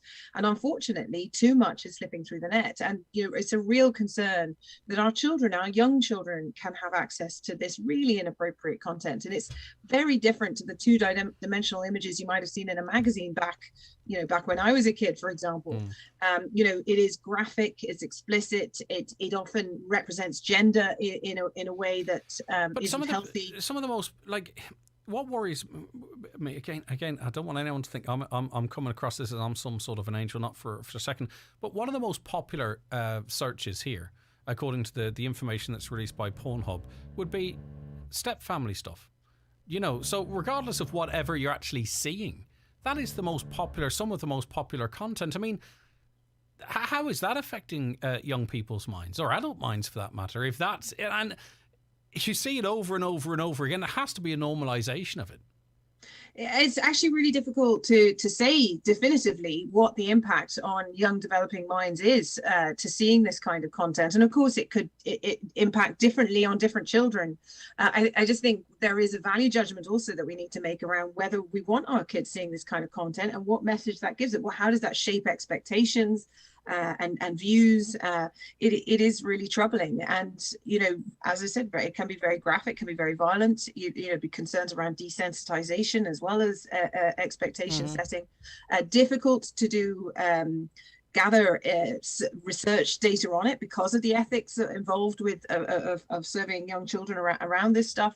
So yeah, but I definitely think we need to look at this from two approaches. So, one is yeah, and I want you to talk to me about the approaches, but I just want to ask what your views are, because say for instance the big names in the industry, right, say they required ID to access it, and we'd all feel that something's being done, but as you and I would know, it could be sent via Snapchat Messenger, it could be sent via WhatsApp, Telegram, do you know what I mean? It could be circulated amongst people. So in other words, I mean, obviously that would actually help perhaps, but I feel personally it's impossible to block it. So do we accept it's out there, and then our approach is to talk to our children, our younger people, and try and educate them? So it's like swearing in the house. They know all the words, but you might choose to not. You might discourage them from swearing in the house. Do you know what I mean? But they know all the words. So how do we, if banning it is not going to happen, how do we deal with it? How do we manage it? Well, to the first point you're making there about, restricting access, there was a bill in the UK. Now, I think it was the Digital Economies Bill. I think that's the right name. But it was exactly that. It was trying to ensure that commercial porn sites would have proper and robust age verification measures in place to stop children under the age, or people under the age of 18 accessing this content. It didn't. It fell down at the European level because of privacy issues, I think. But actually, we would also have to question, would a bill like that, would a piece of legislation like that make the difference? Because, children, I would say, are largely not accessing pornographic content from those commercial porn sites. It'll be these simple searches that return content, and children are curious. So I don't think it would necessarily have the desired effect of completely removing the possibility that children could access this stuff. So I think we do need to look much more closely at education. I'm not suggesting that we start talking about, pornography to 5 and 6 year olds, but I think there's conversations that we could be having around boundaries, for example, at an earlier age, consent, evolving into consent and what that means, what do healthy relationships look like? We could be having all of these conversations that evolve as children get older, before we even need to mention the word pornography. Just it's about equipping them and helping them understand. Obviously, ideally, you'd also be having conversations at home in with parents in safe spaces, and frank conversations about what they might come across, and if anything ever makes them feel uncomfortable, to come and talk to their parents about it. Because I've spoken to parents and they say something's maybe come out in school where a group of kids saw something and were talking about it, and then it gets back to the parents, and the first thing the parents say is, why didn't they tell me? I wish I'd known.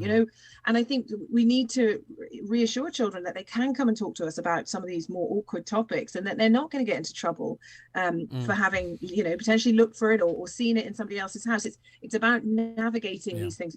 From our own survey data, we know that about, I think it was 25% of children, this is a survey of 4,000 8 to 12-year-olds, 25% of them told us that they'd seen something that bothered them online. And bothered was defined by it upset them, it scared them, or it made them wish they hadn't seen it. So, a quarter of those kids telling us that. And then when we asked them the next question, which was, well, if you did, what did you then do? And we gave them various options, tell a parent or trusted adult and so on. And most kids did. Over 50% had told a parent or trusted adult. But I think it was 30% told us they kept it to themselves. And that's really problematic, and it could have been various things that they saw that they wish it could have been horror. Even just simply having to try and process that on their own exactly, in a young mind is incredibly difficult. Exactly. So I think we've got to encourage those conversations. We need to focus on education, ensuring every child benefits from good conversations in the classroom as well as good education. And then we need the regulatory approach. We do need to ensure that there are age gates and verification required, that there are guardrails up around some of these online environments, that there's stronger moderation. There's just too much harmful, even though there are community standards in place and that platforms will all say they don't tolerate, this kind of content. Unfortunately, too much. But when money's a factor, the likes of the PlayStation Network, the Xbox Network are actually really, really quite good in filtering out anything offensive using racial or gender-based language. It spots it straight away. The technology is there because the money is in people resubscribing. So when that's the motivation, they can come up with solutions. There's some, like the likes of a Fire Stick has really great web safe surfing. So, they can do it. They do it. So it's just a case of, doing it. Exactly. putting those technical restrictions in place, sticking to them, and rigorously scanning the online environments, identifying where it's a child, and literally putting safeguards around that child, and ensuring the algorithms are designed to do those things as opposed to push us. And then we as content. parents and guardians, we have to keep the lines of communication open so that they feel comfortable talking to us about whatever it could be. Could be this, it could be bullying, it could be anything. Alex, I wish we had more time. We'll definitely return to this again. Thank you for your time this morning. Thank you. All right, take care of yourself. We'll be back with a preview of the Business Matters podcast. That's coming up for you after these messages. The 9 till noon show with Letterkenny Credit Union. Multiple loan payments causing you stress? Why not talk to Letterkenny Credit Union today about a debt consolidation loan? It's the Right Price Tiles and Wood Flooring half-price sale. Get up to 50% off everything in store. All kitchen and bathroom tiles, all wood flooring, all bathware, all cladding. Everything's reduced. It's our biggest ever sale. The Right Price Tiles and Wood Flooring half-price January sale. Stores nationwide. Sale ends Sunday. Do you suffer from heartburn or abdominal pain? Do you experience frequent constipation or diarrhea?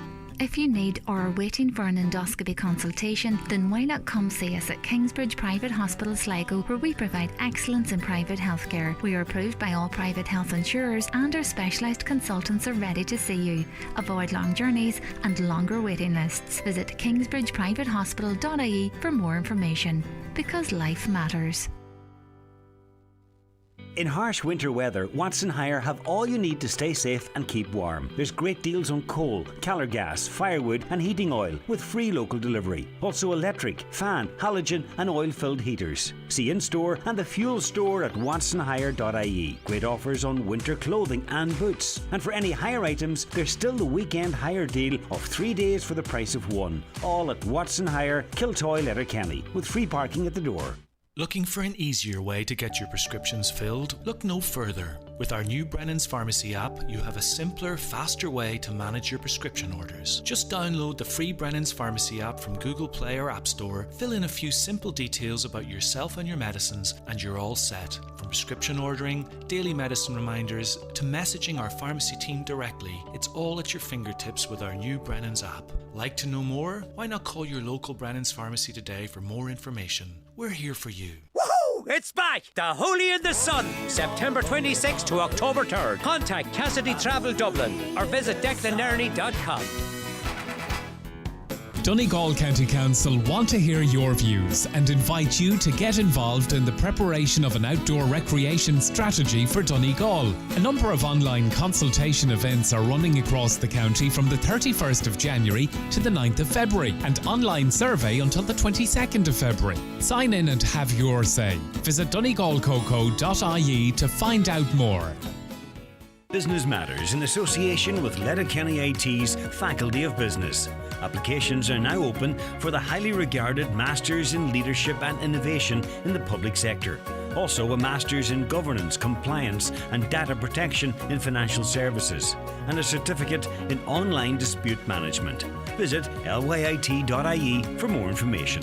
Okay, so Highland Radio has the Business Matters podcast. It's available for you every Wednesday for you to listen on demand through our website, highlandradio.com. Just go into the on-demand podcast section, or on Spotify or iTunes, or in fact you can listen to it broadcast on the radio on a Sunday, and we'll tell you more about that as we get on. But its presenter and producer is Ciaran O'Donnell. Good morning to you, Ciaran. Thank you very much for joining us. Good morning, Greg. How are you getting on? The very best. Good stuff. Let's start with some news then. Donegal businesses do well in Reader Travel Awards.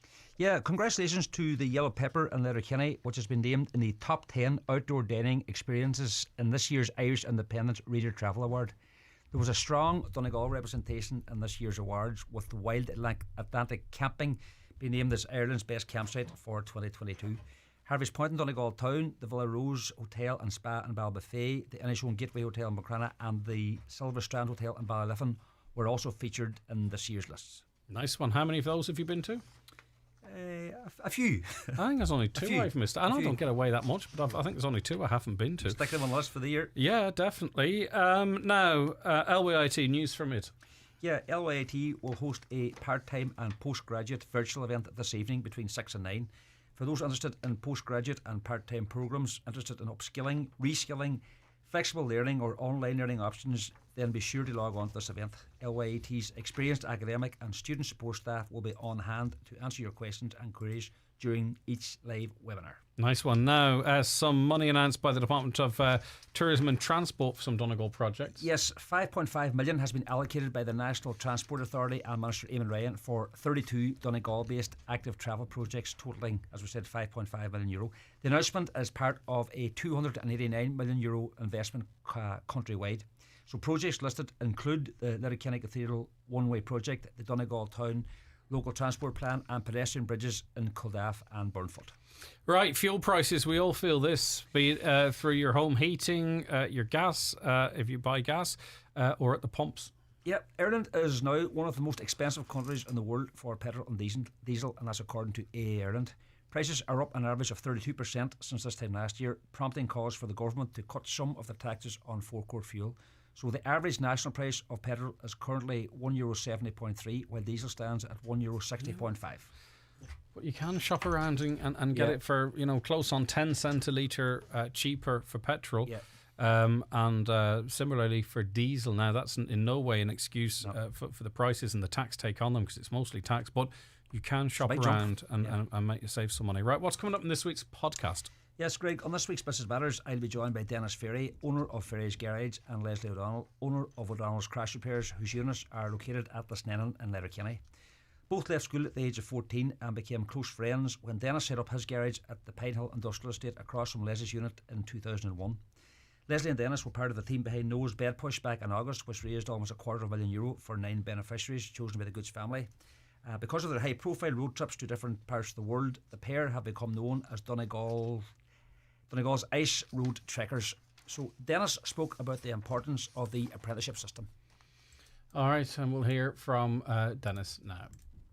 When I was 14, I walked around Letterkenny and couldn't get an apprenticeship, and that's no fault to the garages. That was just the way it was. When I opened my doors, I said to myself, within 6 months, I'll take somebody on. Was that based on your own experience? It was, because the apprenticeships is the future of people. And not everybody's cut out for school. Like everybody finds their feet, and if it takes, like, I've had apprenticeships. I've had an apprentice on since we started, and the first apprentice, Michael, he's from Creasla. Michael's still here. Michael's here 20 years this August with us, He was only in 4 or 5 months after me. He started in February 01. And Michael has went from being an apprentice to teaching apprentices. Do you know? So no, it's very important. It's very, very important, because especially with the evolution of electric cars and hybrids, within 10 years, every car park you see is going to change. If you look at car parks now, there might be 1 or 2 hybrid or electric vehicles. That's going to change. Although we don't see cars for a couple of years because under warranty. But again, it's going to change. Yeah, wise words there. And also, who else did you speak to? I spoke to Leslie. Leslie talked about the impact of the pandemic on his business over the last 2 years.